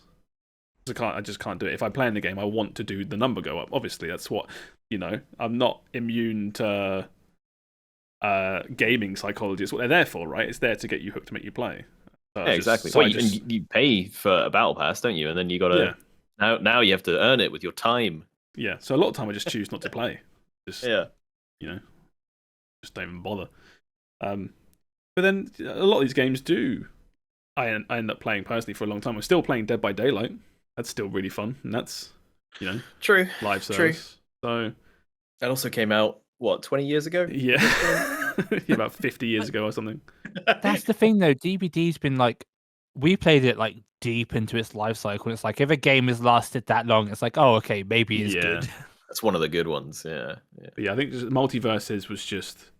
It was the 1-2 punch of all the things we said almost back to back. Content drying up, plus the content that's there is kind of mid, plus server issues, plus this and that. And it's just like, oh, okay, everyone's just plus L, plus ratio. Plus L, plus ratio. I still think though, like if they had been like, there's so many like game directs and stuff. Like we've got one tomorrow, like for PlayStation. Like if they had been like slowed down to season 1, like 5 characters, because they really did like pump those out. They did, they really did. And if they slowed them down and like made like good reveal trailers and put them in these game award shows or whatnot, and like be like, here's this, like get some hype behind them, but they were just like, here's the character, enjoy. Every new Smash Bros character reveal is a fucking event. Those trailers start or end a Nintendo Direct because they're that big, they're that exciting. Yeah, and it's remember the Sephiroth reveal, still probably one of the biggest like character releases ever. Yeah. Oh no, for me it was Cloud. Cloud was the one where I'm like, how have they done this? Yeah. It's like Steve's saying, because I had the similar thing where I didn't play it for a while, and then one day I was like, "What's going on with this game?" I look it up, and there's like 3 or 4 new characters. I'm like, when?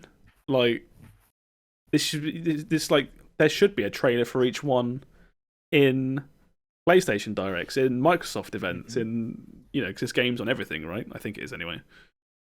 It's just really weird. It's really weird handling of this whole game, which again, it's the Warner Bros. Collaboration game. It should. I imagine it's got a massive budget behind it. Yeah. Because you've got to make a lot of these deals happen, and this, that, and the other. I don't know. It's weird. It's weird, but very weird. Yeah. There's a few more stories here. They're kind of minor, so I'll probably push them back, and we'll do your game, Steve. I'll race over these titles very quickly. You had this one was again today. This is about Valve banning a shitload of cheaters on Dota 2. Oh, I love these stories. That's a good one. So a whole bunch of players just been banned for cheating. How did they get? It says after laying a cunning trap. What was the trap? I did read this. I can't quite remember. I can't remember exactly what it is, but it got a whole bunch of players all at once. From what I understand, a lot of the cheats they use is not.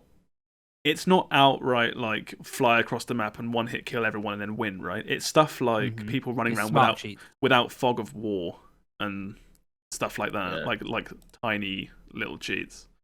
But anyway, that was one that was recent, and the last little one was Capcom Pro Tour. This is a fighting game stuff, so it's more for me. But Capcom Pro Tour just wrapped up, and they've said Capcom Pro Tour going forward will be Street Fighter 6 exclusive, which is a bit odd. Sometimes they do like a mixture of games to like taper the next one in, but they're going straight to Street Fighter 6, and the prize pool is $2 million, which is the largest for any Capcom Pro Tour. When you say that only doing Street Fighter 6, does that mean that what games have they done previously? Like, is it like Street Fighter 5 and other fighting games, or is it? So for a long time, it's just been Street Fighter 5.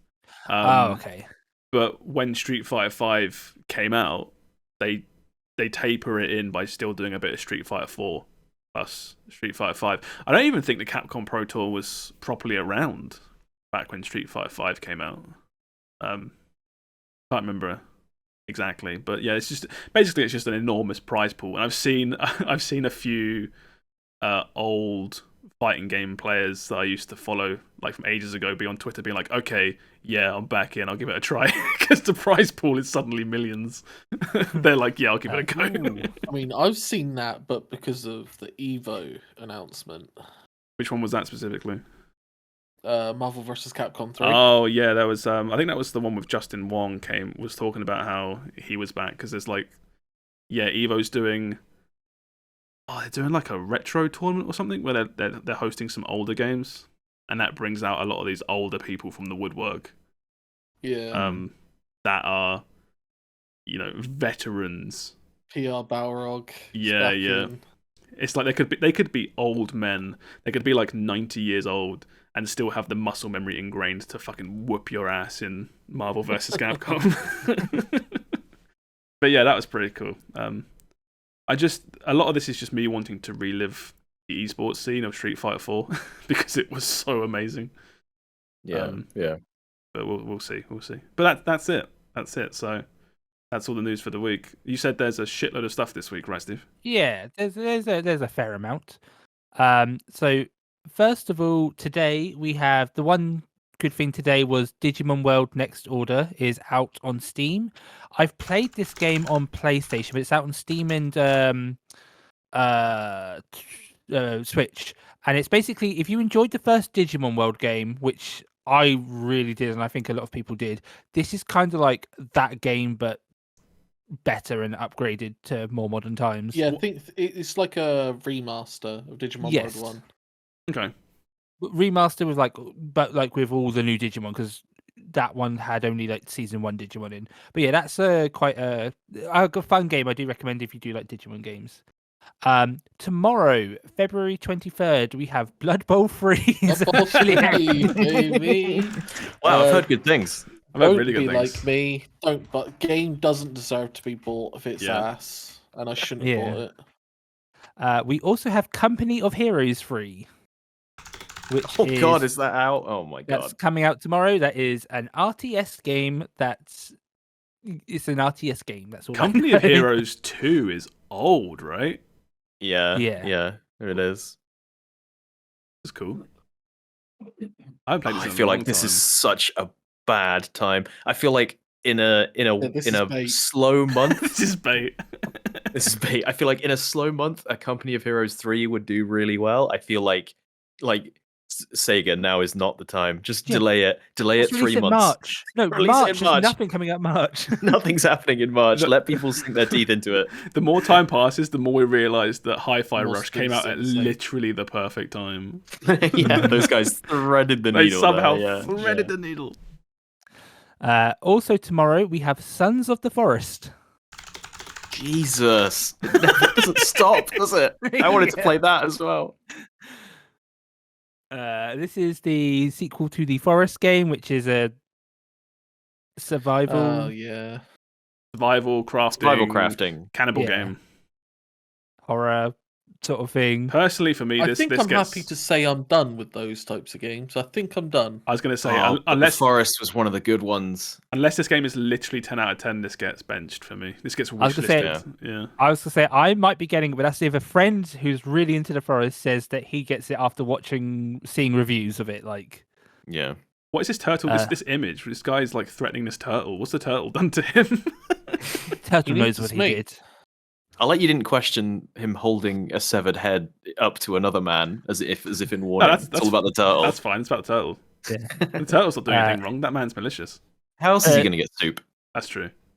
This is only for the live people as well, but tomorrow we also have the State of Play, Sony State of Play at 9 p.m. GMT, which is meant to be a lot of PlayStation VR 2 stuff. Actually, that's also another thing. A lot of PlayStation VR 2 stuff came out today, like Yeah. 20 plus games. But yeah, they're showing off more PlayStation VR 2 stuff tomorrow, some indie stuff, and they're showing off Suicide Squad versus the Justice League. Maybe we'll finally find out what that game is. Yeah. The next day, on February 24th, we have Octopath Traveler 2 coming to Switch and PC. Jesus Christ. This is too much. It's actually too much. It's too much, yeah. Although and PlayStation, apparently. Although I feel like for all these games coming out, nothing really grabs me as a must play. This one's grabbing me as a must play. Yeah, but like I get like maybe this for Steve, and then Will was saying how the Forest was really good, so that's like, oh, I gotta play that. But like, Well, also, this week, right? Next Tuesday is Destiny 2 expansion. Yeah. is coming Yeah, out. we're getting there. Oh, sorry, I thought you were done. You sounded very final. when you said the last one. there's still Right. Oh, okay. My we're bad. about halfway. we're a quarter of the way Jesus through. Also tomorrow we have Kirby's Return to Dreamland Deluxe Edition. Okay, here's my killer app. It's the remaster of. Josh could probably tell you about this one. It's the one on the Wii, I think. Question mark. I can't fucking keep track between what is a new Kirby game and what is a remaster So anymore.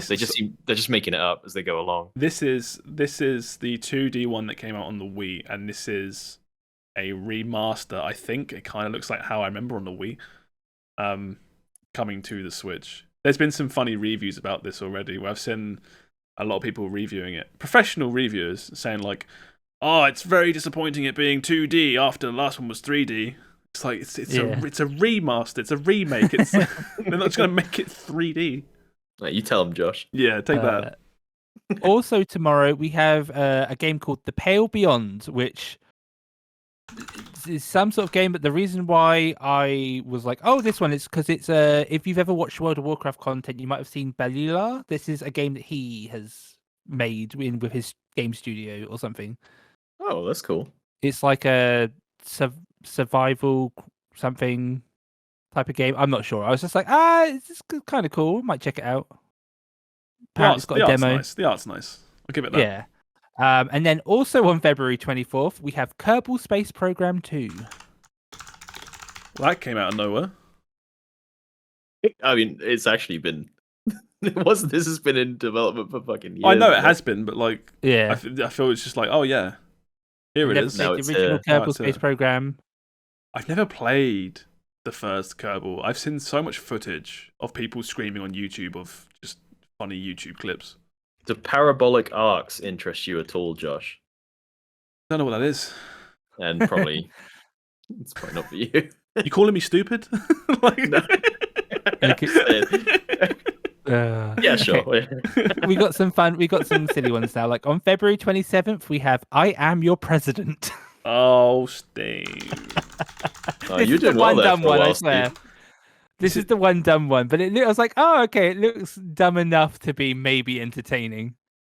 This is where Players you get to US choose yeah. how you run the country, like if you want guns or no guns, if you want war or peace. This is just reminding me of all those AI videos coming out of Trump, Obama, and Yes. Biden playing video games together. Oh, There's- what is this? Holy shit. Have you seen those AI videos? Yeah. Oh, yeah. I've seen that. Joe Biden versus Trump in Overwatch or something. Yeah. Have you seen though? There's now a running storyline between a lot of the videos. There's one I watched of AI of them. There's the Overwatch one that went really popular. There's one of them playing Mario Bros on the Wii, and again it's them talking like they reference their Overwatch game and stuff. And then there's another one I saw of Obama, Biden, and Trump on the Joe Rogan podcast talking about how they play games together and talking about that. It's so weird because they all sound so real. It's fucking scary. Okay, this one looks kind of cool. It's on February 27th as well. We have Voltaire the Vegan Vampire. It's got a weird title, but this looks like Don't Starve art style, but it's kind of you build up a farm but also protect it, and there's like bosses and stuff. I'm not sure. This one was like I wasn't sure if it would be good or not. What a terrible name. I'm sorry. Yeah, it is. I feel like is it? Yeah. It looks Don't Starve-y, right? Yeah, it does. Yeah, it does. But what's wrong? What's wrong with the name? I feel like just leading off of Voltaire. I don't know. It's just. It sounds like an indie name. Does that make sense? Like it doesn't sound like it's been through the process of refinement. I'm being really mean, I know, but yeah. Also on the 27th it is Pokemon Day, so we're getting a Pokemon Presents at 2 p.m. UTC. What are you expecting, Steve? DLC? DLC announcements, maybe a new game. Like no way. A surprise! It's 20 minutes long, which is long. It's someone posted like a time reference for like Pokemon Day directs, and this will be like the second longest one they've ever done. So. Black and White remake. Maybe. I wouldn't be surprised if they just stopped doing remakes. You reckon? Yeah. We're catching up too fast. Yeah. On February 28th, we have Destiny 2 Lightfall, the big expansion. Is that on Steam? It might be on Steam. They released on Steam. Yes, Destiny's on Steam, so yeah, it's on Steam. We'll do the official website. You gonna play this, Will? Yes. Yes. Again, it's coming out at maybe the worst time, so I don't know how much I'm going to dig into it. But I'm planning on checking this out. I love that smoky head person. It's so weird looking. I like him too. He's very cool. Yeah. Fleshy smoke. Oh no, I'm not sure if I like that. Yeah, I'm not down for that. You don't? I think it looks cool. Yeah, I think he looks sick. Looks very Mass Effect, actually. Yeah. The more I look at it. Yeah. You know what it reminds me of? I'm expecting it to change colour and it just be Hades from fucking the Hercules. Maybe he will. Maybe he'll be a boss fight and he'll get mad and it'll go red. It changes colour like a lava lamp or something. Okay. Also on February 28th, we have a game called Phantom Brigade. It just keeps going. Oh, there's only this and one more. This is a Sam game, right? Phantom Brigade is a hybrid turn-based and real-time tactical RPG with an innovative time-based command system. I saw some this people. Is a mech game. Yeah. This is a me game. Yeah, I saw some people had this people whose opinions I trust have this on their wish list. This is an XCOM. And I'm like, this is an XCOM. Yeah, it's Mexcom. XCOM, Smexcom. That's cool. I was baited with RTS. Did I hear RTS, or did I just put that? No, RPG. Steve said an Okay. awful lot of buzzwords there in your Yeah, defense. cause sometimes if it's like games that I'm not too sure about, I will write down their. Throw shit at the wall and see what sticks. If I don't know what I'll it is, write down what RTS. stuff. Yeah, no, I think me and Will are looking at this game and hoping it's going to be good. Yeah. Yeah. Hope it's gonna be And sad. then, there's Like, no time to but when play are it. we gonna? Yeah, when are we gonna have time to play this? Like, Well, Yeah, but Destiny this 2 is is a type of downloading. game that we can just Yeah. wait for. We don't have to yeah, rush oh yeah, this one. exactly. Yeah. Sam's playing obscure Yu-Gi-Oh games from the GameCube. He's got time. And the last game is one for Josh. It is Street Fighter Duel. Oh, and that's the mobile one. It's the mobile one. It's out on the Wow, I 28th. can't believe you'd bait him like that. It's just Steve hoping to get me like, no, I know what this shit is. I know. I about didn't. this. I was like, "What's this?" And I was like, "Oh, Why's the website Crunchyroll? it's because it's a Crunchyroll game." Is it? I didn't know the that. Crunchyroll studio. I saw this a while ago and thought Street Fighter on mobile, obviously not going to be a fighting game, but they could do cool stuff there. This could be interesting. And it's another fucking make your party 3v3 Gacha. gacha Oh, RPG. just gacha. Oh, It's Oh, just it's right. always going to be gacha I don't know if on mobile.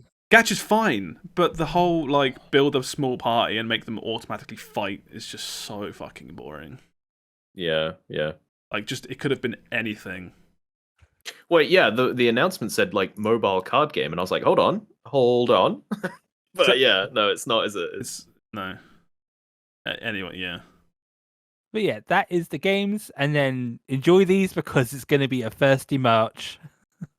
Oh, we've got this to keep us until Resident Evil 4. That's all. That's literally all I care about right now. Is Street Fighter 4. Fuck. Resident Evil Street 4 Fighter 6. remake in March, because then. Well, it's also I feel like a lot of stuff just comes out these days as well. You say March is dry, but like something might just come out of nowhere. Yeah, I was going to say yesterday they shadow dropped like a bunch of PSVR 2 stuff, right? You say shadow dropped, I think they were coinciding with the release of PSVR 2. Well, no, but it's like there was like so many trailers. I think there was stuff that was like just dropped like on launch, like that was surprises. Like, wasn't it like Resident Evil? Yeah, one of the games. Resident Evil 8 got a VR mode, which I think people knew it was coming anyway, but it was not long ago we found out it's actually a really good VR mode. And isn't it like bundled for free? Or like you get it upgraded for free? It's free DLC. So if you have Resident Evil 8, you can just play that version of it, I think. Oh, that's cool. Yeah, that's said cool. They've already confirmed the same for Resident Evil 4 Remake. They've said, yeah, if you've got PSVR 2, we're going to do a VR mode on RE4, which is sick. That would be really good. Yeah. There's a whole discussion about how PSVR 2 on paper is apparently incredible, and everyone is saying it's amazing, but it's still locked to PlayStation, which means I refuse to buy it. Because can't use it with PC, then what's the point? There's so much stuff on PC I would love to play. I can't justify a headset just for PS5. Yeah. They're like 500 quid, I think, or something. I don't know. It's more expensive than the console, right? I think it's close. I can't remember the exact price of the console, but yeah, it's too much. It's close. I mean, that's just how Sony much. sponsor us. That's just how much. Yeah, give me another PS5. Sony sponsor us, and they just send one PS5. Who gets it? You can all Yeah, fight. we all over fight. it. It's like Have it it's each like, one weekend, each. how they break up the podcast. Yeah. If the whole podcast fell apart as soon as they got a single promotion and couldn't split it evenly. All right, we'll call this there. We'll call it a night and get out of here. Thank you for listening, everybody. Another week done. Hope you've all enjoyed it. It's been great having you all here. We're going to do our socials and we'll get out of here. As always, my name is Josh, aka BottlerWorks. You can find me everything on that. How about you, Will? Hello, you know where to find me. And Steve? I am Quikwix. That's QIKWIX on everywhere. And then Sam. Hello.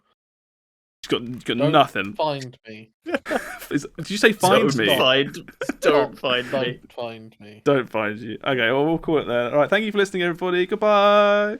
Bye. Bye. Goodbye.